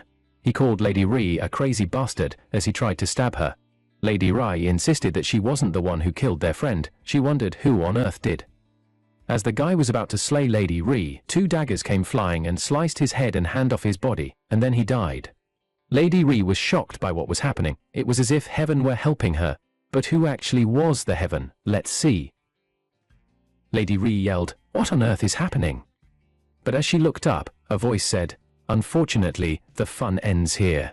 It turned out to be an assassin wearing a mask. From the rooftop, the assassin said that he was grateful they brought Lady Dongbang Ree out here, but he couldn't leave any witnesses. The 2 guys were speechless, and in fear, the other guy began running. Lord Qian asked him where he was running to, and he replied that he did not want to die. Bang! His head was separated from his neck as if it were in Squid Game. Another assassin came carrying the boy who misled Lady Ree to this place and said, what pathetic trash. Lady Ree was shocked and said to herself that that boy was the child from earlier. The assassin carrying the boy dropped him and asked his colleagues if he had to take care of all the witnesses by himself. He looked up and called the other guy on the rooftop, telling him to come down. Suddenly, about 5 assassins emerged from the shadows, surrounding Lady Ree and the other 2 guys. Lord Qian was shocked and didn't know where to look, whether left or right. Then he knelt down and begged the assassins to please spare him. He said that he was the son of a well-known merchant guild and would do anything if they spared him. The assassin with a serious look said, "Oh, you will do anything?" Lord Qian replied, "Yes, I will do anything, just say the word." Bang! The assassin used a scythe to stab his head, saying that he could simply die, and blood splattered out. After a short pause, one of the assassins with a suspicious look glanced at Lady Ri. He was like, "Is that woman Dongbang Ri?" He said to himself that she was incredibly beautiful. No wonder she captured the hearts of all men in the city. Since she was going to die anyway, he might as well have some fun with her. Suddenly, a guy came attacking all the assassins. What a twist! The assassins asked who he was, and one of them threw his chain scythe at him, but he dodged it, and it got stuck in a tree. The guy began walking on the chain, and upon seeing this, the assassin was familiar with that footwork. He asked the guy why he was there, and the guy was like, "Who knows?" And bang! He jumped from the chain and cut the assassin's head off. After the guy landed, he said to himself that he didn't know why he was doing all this either. He didn't know why he chose to help Lady Ri. Then he began fighting the other assassins. Meanwhile, Lady Ri wondered who the guy was to be helping her. As they fought, one of the assassins said to himself that he knew this guy wasn't an ordinary master, but he never imagined him to be this powerful. The assassin then screamed, "Nohogwan, why are you interfering with us?" The guy turned out to be Nohogwan, whom Jiang Maso sent to monitor Dongbang Chunhu, but here he was, chasing his dreams. Nohogwan told the assassin that he had no idea why he was interfering either, and bang, he slayed the last assassin. As he sheathed his sword, he looked at the corpses of the assassins and said to himself that if the assassination had started over here, then it must have started on the other side too. Well, it didn't matter to him anymore. As he was thinking, lost in thought, Lady Ri called his attention and thanked him for saving her. She said that it was all thanks to him that she survived. But Nohogwan was shocked as he looked at her closely, with cold sweat running down his spine. He said to himself that it must be because of Lady Ri's eyes that he was shaken. He gritted his teeth and couldn't bear to stare any longer. With a sharp turn, he said that Lady Ri should go towards the Jinyan Way, and she would find what she was looking for there. After a short pause, Lady Ri bowed and said, thank you so much." Then she left to continue her search. In a dungeon that's obviously a prison, about 5 Imperial guards walked down the stairs, and after passing a few cells, they opened one of the doors and told Song Baek to get up, it's time for interrogation. In the next scene, Song Baek was walking with his 2 hands cuffed. After walking for a while he thought, an interrogation at this hour? Even on the battlefield, they don't conduct interrogations late at night unless it's urgent. Plus, his crime is the killing of a superior, therefore, it should be a formal inquiry by high-ranking officials. So, an interrogation at this hour seems suspicious, and more importantly, the soldiers' footsteps are too quiet. Song Baek said to himself that these aren't the footsteps of soldiers, with 3 of them in front and 2 behind. With a deep sigh, Song Baek was like, so it begins, and bang! He kicked one of the guards in the neck. He attacked them before they could attack him because this was not an interrogation. They were obviously here to kill him on the spot. The guard didn't see what hit him. All he saw was himself losing consciousness. Now 1 out of 5 was down. Song Baek yelled that whoever they were, they should hurry up and come at him. One of the guards was pained that he caught up to their plot. He called Song Baek a bastard and ordered his colleague to take him down, but our protagonist was chill. He stood like some martial arts lord in an anime as they charged at him, and bang! All we saw was blood around the area with the guards bleeding. Song Baek used all he had to fight them. He even bit one of the guards on the neck. The last guard called him a beast as he gave up the ghost. After killing them, a thought came to Song Baek about who must have sent these guys to kill him. He remembered Lee Tae-jung, the Minister of Revenue, who said that neither Song Baek nor his girl Remei would die peacefully. As he thought of this, Song Baek concluded that it was certainly Lee Tae-jung who sent them, and he needed to get to Remei quickly because she was also in danger. Suddenly, a voice said to Song Baek that he was truly a beast, and when he turned around to see who it was none other than Lee Tae-jung, the father of the main side character. Song Baek looked at Tae-jung and told him that he lacked patience, because if he had waited a little bit longer, Song Baek would have come to take his head by himself. Lee Tae-jung responded that no matter how he thought about it, he had to come and take Song Baek's head personally. Whether it was fortunate or not, Song Baek managed to survive. Lee Tae-jung ordered the 2 Imperial guards by his side to capture and bring Song Baek to him. he yelled that he would personally take off that beast's head. The guards replied, "Yes, sir," and they set off to attack Song Baek. A few minutes later, after multiple sword clanks and dodging, Lee Tae-jung was already getting impatient as he yelled and asked them what they were doing. The two Imperial guards couldn't even land a single strike on a dying man. One of the guards called Song Baek a little brat, saying that he kept scurrying away like a mouse. He tried stabbing him, but Song Baek dodged it like it was in slow motion. With a sharp glare, Song Baek said to himself that these guys were the same people he fought previously when the creepy guy came to harass Lady Ri. Song Baek said that he didn't realize it back then, but now he could see that their sword was quite remarkable. It was so well crafted that he would even want to demonstrate it to the troops. Song Baek voiced out that both of them had become weaker, or is it that he had grown stronger over the years? Upon hearing this, one of the guards snapped. He was like, "Song Baek, you insolent brat, let's see how long you're going to keep running." Despite the threat, our protagonist was still chill. Song Baek then remembered the battlefield. He said to himself that the swords of the enemies on the battlefield were rough, but they were the swords of wolves. In contrast, these guards' swords seemed sharp and well forged at first glance, but in the end, they were swords without honor. And bang! Song Baek gave the guard a kick that could make a man repent. The guard fell down on the ground lifelessly, and the other guard screamed out his big brother's name. Song Baek said to himself that a warrior who has lost the honor of their sword for power is a dog's sword. He stared at the sword in front of him. Meanwhile, the other guard, enraged that his brother was killed, launched an attack on Song Baek. As he was about to stab our protagonist, Song Baek used his foot to pick up the sword in his hand, and bang! He stabbed the other guard without looking. The guard fell to the ground with about 10 liters of blood flowing out.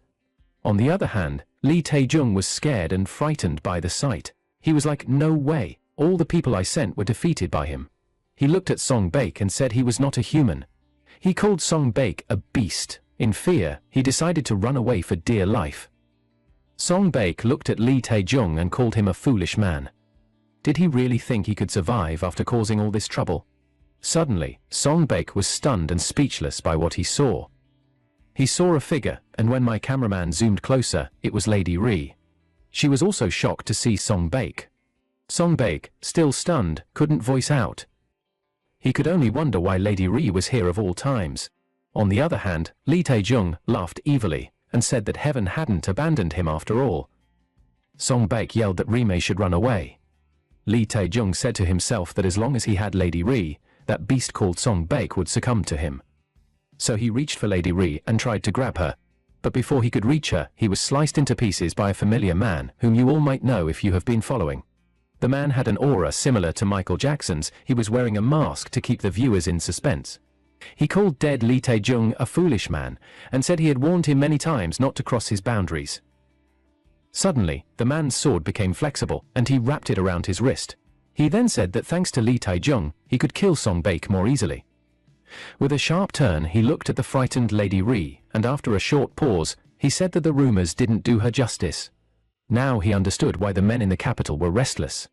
He said she was beautiful enough to bring down a nation. But Lady Ri didn't know what was happening. Her body just wouldn't move. Maybe it was because of the man's intimidating aura. With an evil look, the masked man said to himself that if he utilized Lady Ri, he could control the emperor and bring down Dongbang Chunhu. So he stretched out his hand and told Lady Ri to take his hand, and she would give her the world. Lady Ri was stunned and asked him what he was talking about. Song Baek, who had been in the background, yelled that he should get away from Ri. With his cuffed hands, he held a sword and ran towards the masked man. The man used his flexible sword to block the attack, leaving Song Baek surprised by his strength. With a dry laugh, the masked man said to Song Baek that he thought he was a beast, but he knew how to use the sword quite well. Then he made a gesture, and his sword bent towards Song Baek's face. Our protagonist was shocked, and now realized that the man's sword was a snake. It was dangerous, and he had to dodge. Luckily for Song Baek, he dodged it. The masked man laughed and said that Song Baek using Neriotagon to dodge the attack was a wise choice indeed. Neriotagon is a technique used to urgently evade attacks by rolling on the ground. Unfortunately, the masked man had more than one snake. He told Song Baek that if he could dodge this too, he would let him live. And bang! He used his skill known as Four Dragon, and 3 venomous snakes appeared from his sword. Lady Ri, who has been watching the fight, screamed Song Baek's name. All we saw was an explosion and smoke in the area where Song Baek stood. After the smoke cleared, the masked man exclaimed that Song Baek was incredible. He actually managed to dodge his attack. The masked man asked Song Baek if he was the child of any martial arts family, because the footwork he used to dodge the attack is not a technique an ordinary soldier would know. Song Baek gritted his teeth and said to himself that he was helped again by memories he'd rather forget. Then he looked up and told the masked man that he is from no martial arts family. After a short pause, the man said, well, a promise is a promise, so he will let Song Baek live. But there's one thing he is curious about. He heard Song Baek is Dongbang Chunhu's adopted son, but are he and Lady Ri really siblings? No matter how he looks at it, Lady Ri's eyes don't reflect the concern a sister has for her brother, and Song Baek's gaze isn't exactly sibling-like either. This statement put both Song Baek and Lady Ri in shock. It was an undeniable fact. The masked man said that he is not criticizing them, and they shouldn't get him wrong, he actually has a fondness for taboo. With anger, Song Baek said to himself that now he understands the true identity of the masked man, a mouth that speaks the name of the Grand Marshal so lightly. A feminine manner of speech that contrasts with his formidable martial skill. This masked man is none other than the head of Dongchang and the emperor's direct overseer of the military forces in Beijing and Nanjing. He is Jiang Maso, the mastermind behind all of this and the Grand Marshal's greatest enemy. Song Baek picked up his sword to fight, but suddenly, Jiang Maso asked, how about he joins him in the rebellion? Jiang Maso said that with General Moyang dead, the Grand Marshal had become a toothless tiger. Even if it's not Jiang Maso, he will soon become prey for his other enemies. Jiang Maso said that if Song Baek joins him, he will help him achieve everything he dreams of. After a short pause, Song Baek couldn't reply. Suddenly, a voice echoed, calling out Song Baek. Jiang Maso looked back, and it was Commander Il Guan with his soldiers. He then told Song Baek that it seems their conversation ends here. He told him to give the offer serious thought, and in an instant, he flew into the sky. As he left, Song Baek was like, Jiang Maso is a truly terrifying individual, both in martial arts and schemes. As he was thinking, Lady Ri ran and hugged him tight. He told her to wait, but she said she won't let go ever again. The soldiers, upon seeing this, were like, oh wow, what a touching scene. Dongbang Chunhu was behind the soldiers, and with anger, he supposed he could take Jiang Maso as a corpse. The next morning, Lady Ri was seen running in a passage and bumped into the maids who were gossiping. With glee she apologized, and as she left, one of the maids asked why she's in such a hurry, she seems really cheerful today. Another maid responded, oh, it's because Master Song Baek came back yesterday. After running for a while, she stopped at an entrance to catch her breath. She opened the door and called out to Song Baek, saying that they should have breakfast, but she was surprised that he was not in the room. In another scene, Song Baek was dressed in a nobleman's clothes as he walked behind the Grand Marshal. They finally got to a flyover bridge, but they didn't say a word, so Song Baek wondered what this is all about, the Grand Marshal suddenly asking him for a walk. To break the silence, Dongbang Chunhu said that it's the first time he is taking a walk with him, and Song Baek replied, yes. Dongbang Chunhu thanked Song Baek for avenging General Moyang, who was like a son to him. But the Grand Marshal couldn't avenge him due to his position, and if it weren't for Song Baek, Rime would have faced great danger as well. With a serious look, he told Song Baek that he is always indebted to him, but Song Baek, while bowing, replied that it's nothing compared to the grace that the Grand Marshal had bestowed upon him. With a commanding tone, the Grand Marshal told Song Baek to bring him to Jar's head, and if he could do that, he will grant Song Baek whatever he desires. It was already evening, and in the bustling street, Song Baek was still going through what the Grand Marshal said to him. He asked himself if there's anything he desires. As he was lost in thought, a familiar voice called his name from a distance. When he looked up, it was none other than Lady Ri, who stood like an annoyed girlfriend. She folded her arms and asked Song Baek if he's going to keep doing this. Confused, Song Baek asked her what was wrong. Lady Ri responded, what does he mean by what's wrong?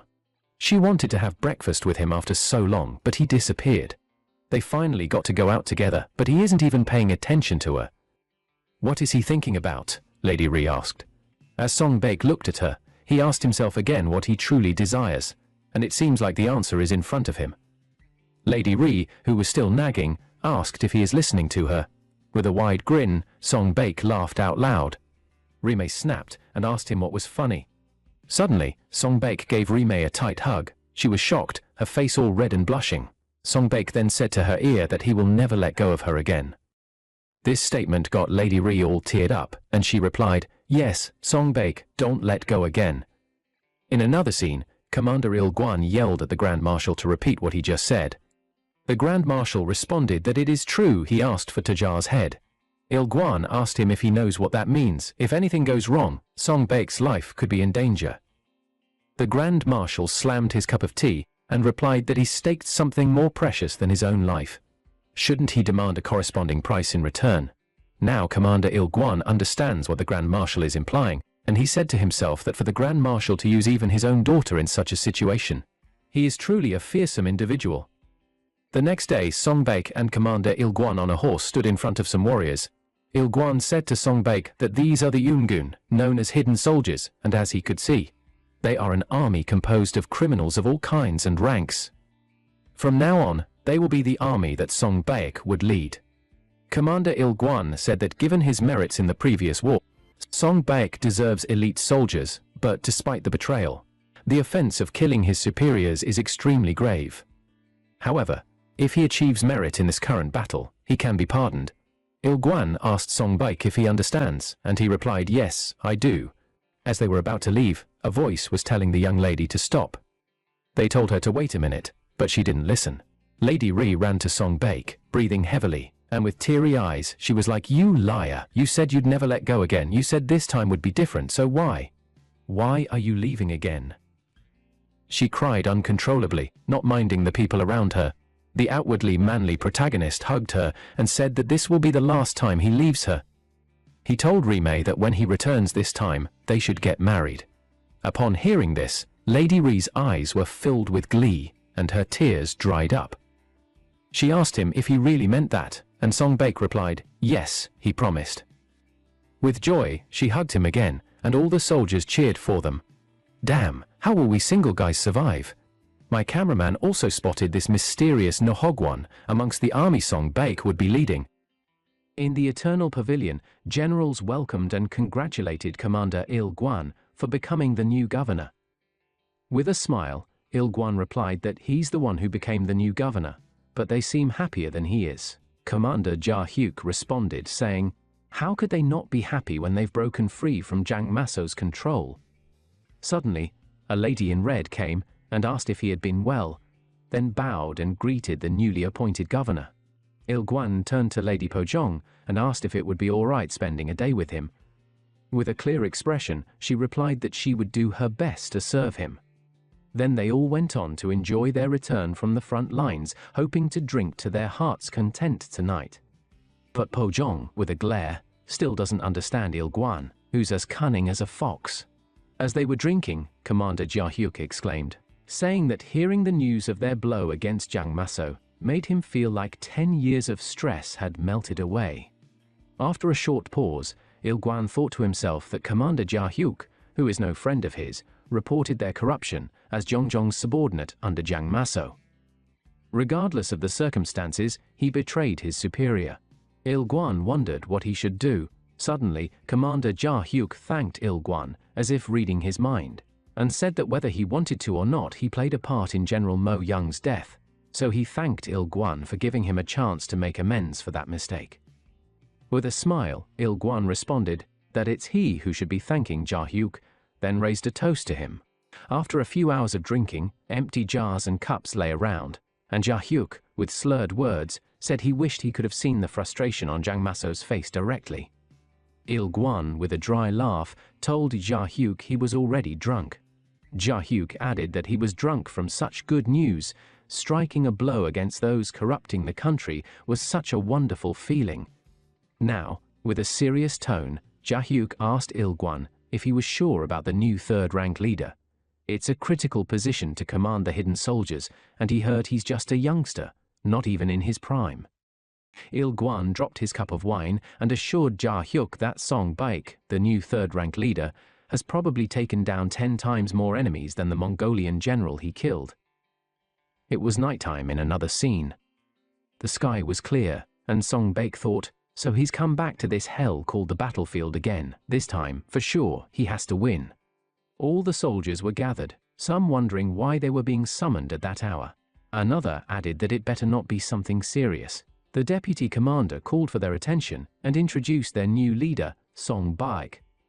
One of the soldiers asked if this was a joke. They said that young kid can't be their leader.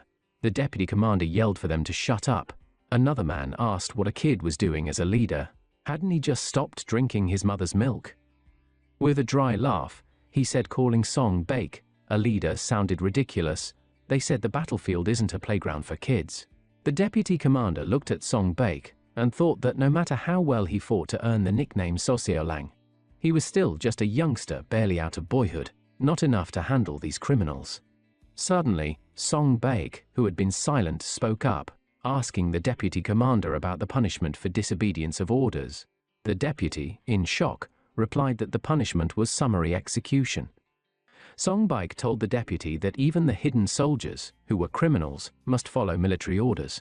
Then, he began walking towards the soldiers, who wondered what he was trying to do. After a few steps, Song Baek walked up to the biggest guy in their midst. The huge guy asked what was the matter.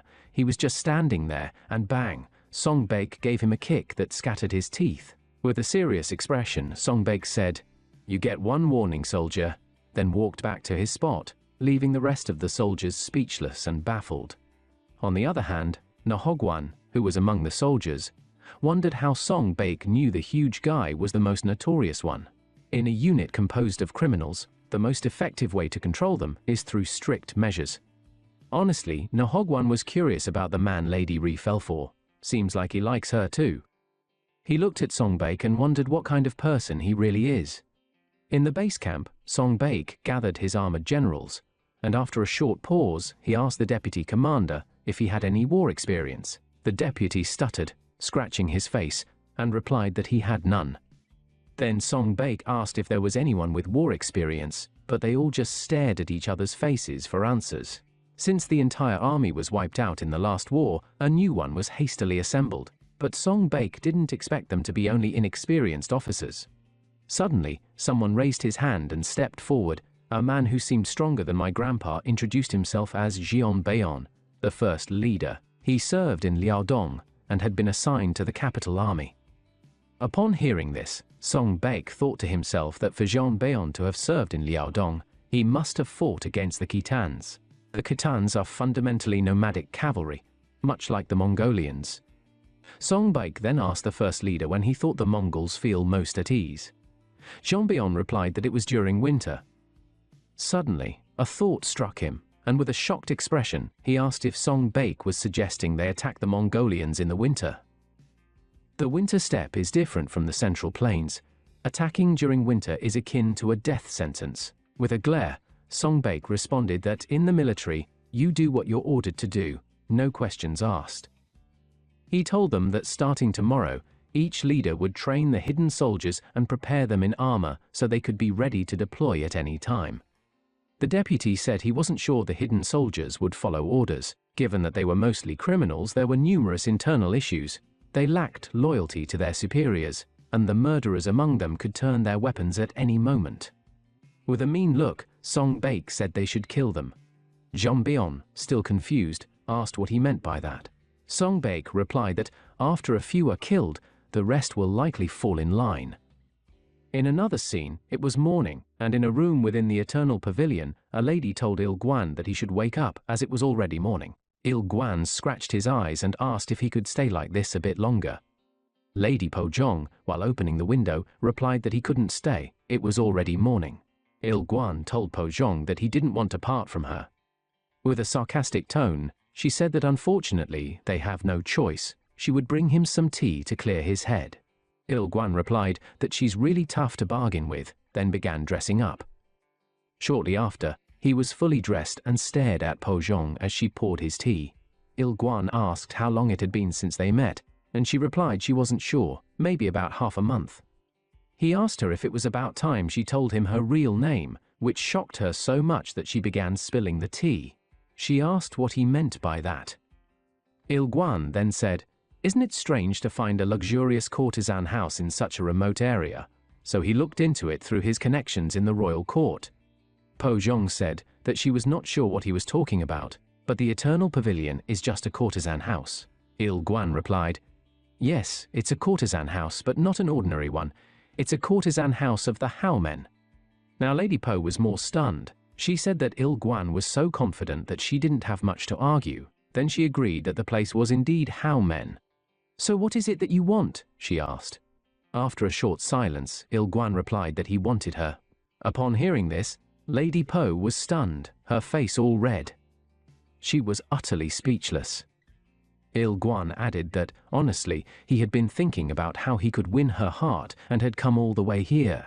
Lady Po, in disbelief, said that a high-ranking official of the country saying such things to a lowly courtesan, even a passing dog would laugh at that. She asked Il Guan his real reason for approaching her, but before she could finish her statement, Il Guan gave her a deep kiss she would never forget. He then said that whether she's a lowly courtesan or a lowly servant, he too was also a man who could die any day. Lady Po, her face all red, pushed him away, and after a deep sigh she asked Il Guan how many women he had seduced like this. With a smile, he told her that she was the first. Lady Po asked how she was supposed to believe that, and Il Guan replied that heaven and earth knew he wasn't lying. Lady Po looked at him for a while, and with a sharp turn, she said he was an incorrigible flirt and womanizer. Then she walked towards the door.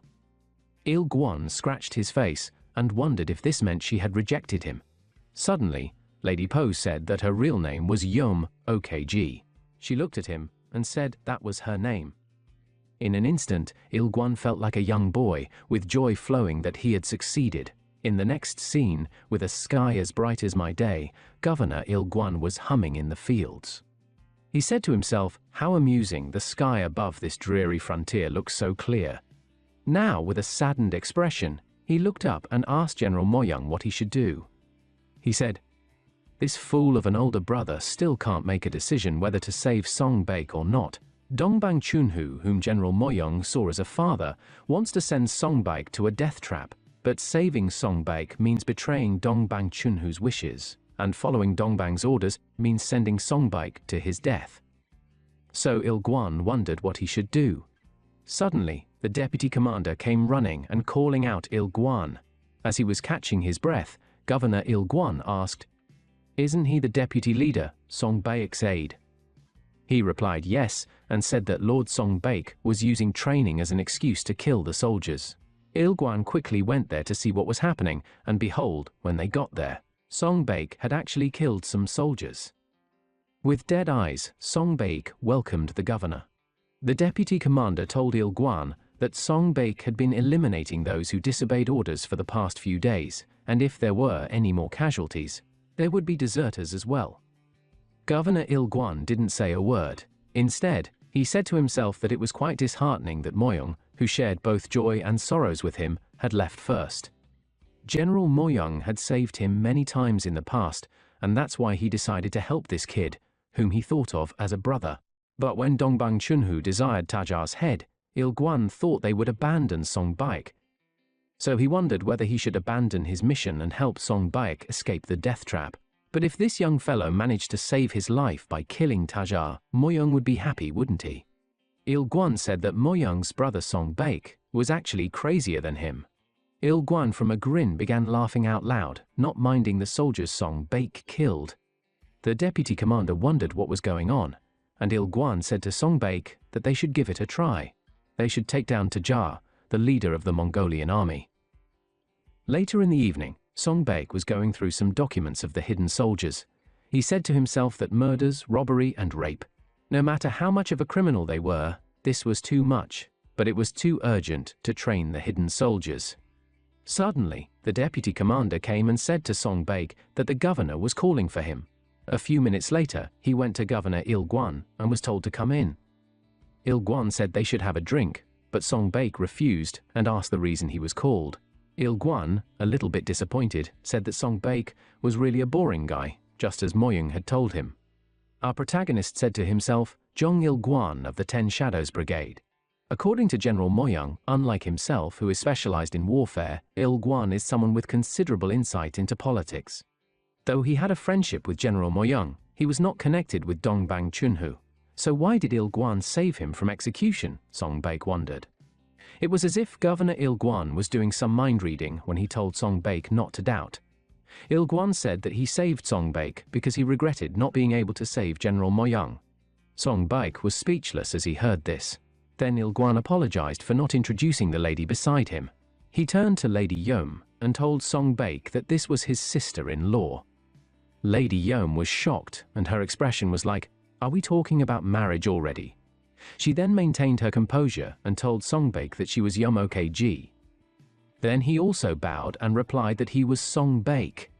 Lady Yum looked at Song Baek for a while and said to herself that he was the new leader who had just arrived, but why did he look so familiar? Il Guan, who noticed her confusion, asked what she was staring about. He reminded her that she and Song Baek had met in the past. Maybe she had forgotten. Lady Yum tried to think about where she saw Song Baek. After a short pause, a thought struck her head. She said that she remembered those eyes now. So he was the young general from back then who had killed the superiors who betrayed General Moyang. Lady Yum couldn't recognize him because he was all ragged and covered in blood back then. Calling their attention, Il Guan asked if they should now slowly get to the main point of the meeting. He heard there was a plan to attack the Mongolian army in the winter. Even if the training level of the hidden soldiers had improved, the mountain pass was not to be taken lightly. He asked if Song Baek had a plan for that. As they were discussing, Lady Yum said to herself that when winter comes, the place called Haiyu, where Tajar is stationed, becomes an impregnable fortress. For the Central Army, which is weak against the cold, going there would be suicidal. Moreover, to reach Tajar, they would have to pass through the dusky mountain range. Song Baek responded that he would break through the fortress at Oj Pass, located in the dusky mountain range, with a small elite force from his soldiers. Il Guan said that this was the first time he had heard of a fortress being there. He asked if Song Baek had any evidence of the fortress, and Song Baek replied that he confirmed it during the last battle when he retreated with General Moyang. The reason the fortress has remained unknown until now is because none of the Central Plain soldiers who passed through there survived. Furthermore, the dusky mountain range is at a high elevation, making it a terrain with heavy fog and clouds. Until now, the fog had favored the enemies, but conversely, if they used it, they could turn the situation around. Governor Il Guan said that a guerrilla operation utilizing the fog with a small elite force. Is Song Baek trying to use fire tactics? Fire tactics is a strategy that employs fire for attacking enemies. Song Baek said to himself that he had only mentioned attacking with a small force, yet Il Guan had grasped the entire plan at once. He certainly was not to be underestimated. Song Baek also said to himself that the key to this operation was gunpowder, and it is the most tightly controlled military supply in the court. With Jiang Maso's tight supervision, Song Baek wondered how he could get gunpowder. Now everything seemed like Il Guan was doing some mind reading, as he asked Lady Yom how much gunpowder she could acquire for him. Lady Yom gave a deep sigh and said, "First he asked for money, now it's gunpowder. Just one wrong connection with a partner and look at the trouble she's in." After her nagging, she asked Song Baek how much gunpowder he would need. Our protagonist was dumbfounded. He wondered who on earth she was to have access to gunpowder. With a laugh, Il Guan said, "It seems my brother is confused about his sister-in-law's identity." He told Song Baek that, whether he believes it or not, his sister-in-law is the branch manager of the powerful Hao Men. Song Baek, upon hearing this, was shocked. Then, with a serious expression, Il Guan assured him that the gunpowder issue was resolved. He asked Song Baek if he had thought about which of the criminals to select for the mission. In another scene, on the training grounds where the hidden soldiers train, No Hogwan, whose identity is still mysterious, said to himself that this lifestyle was getting a bit tiresome. The war was about to start, so he should hurry and distance himself. After a short pause, he gritted his teeth. Thinking about it made him angry, but he had come all this way because of that woman, Lady Ri. He wanted to see the man she fell for, and now he's in this mess. He wondered if he should at least slap that brat Song Baek before he leaves. As No Hogwan was deep in thought, one of the leaders snapped that he wasn't training properly, and he apologized. Suddenly, a voice echoed, instructing everyone to pay attention. The soldiers murmured, "Ah, Master Song is here. Who is he planning to kill today?" Another cautioned them to keep quiet, reminding them that Master Song could hear everything they said. Suddenly, Song Bake dropped a bag of money. Upon seeing this, the soldiers were filled with awe. Song Bake then said that the tails of silver were the prize for those selected for this mission. If they wanted the money, they should feel free to reduce the number of people to 5 on their own, a ruthless and quicker way to pick the best of the best.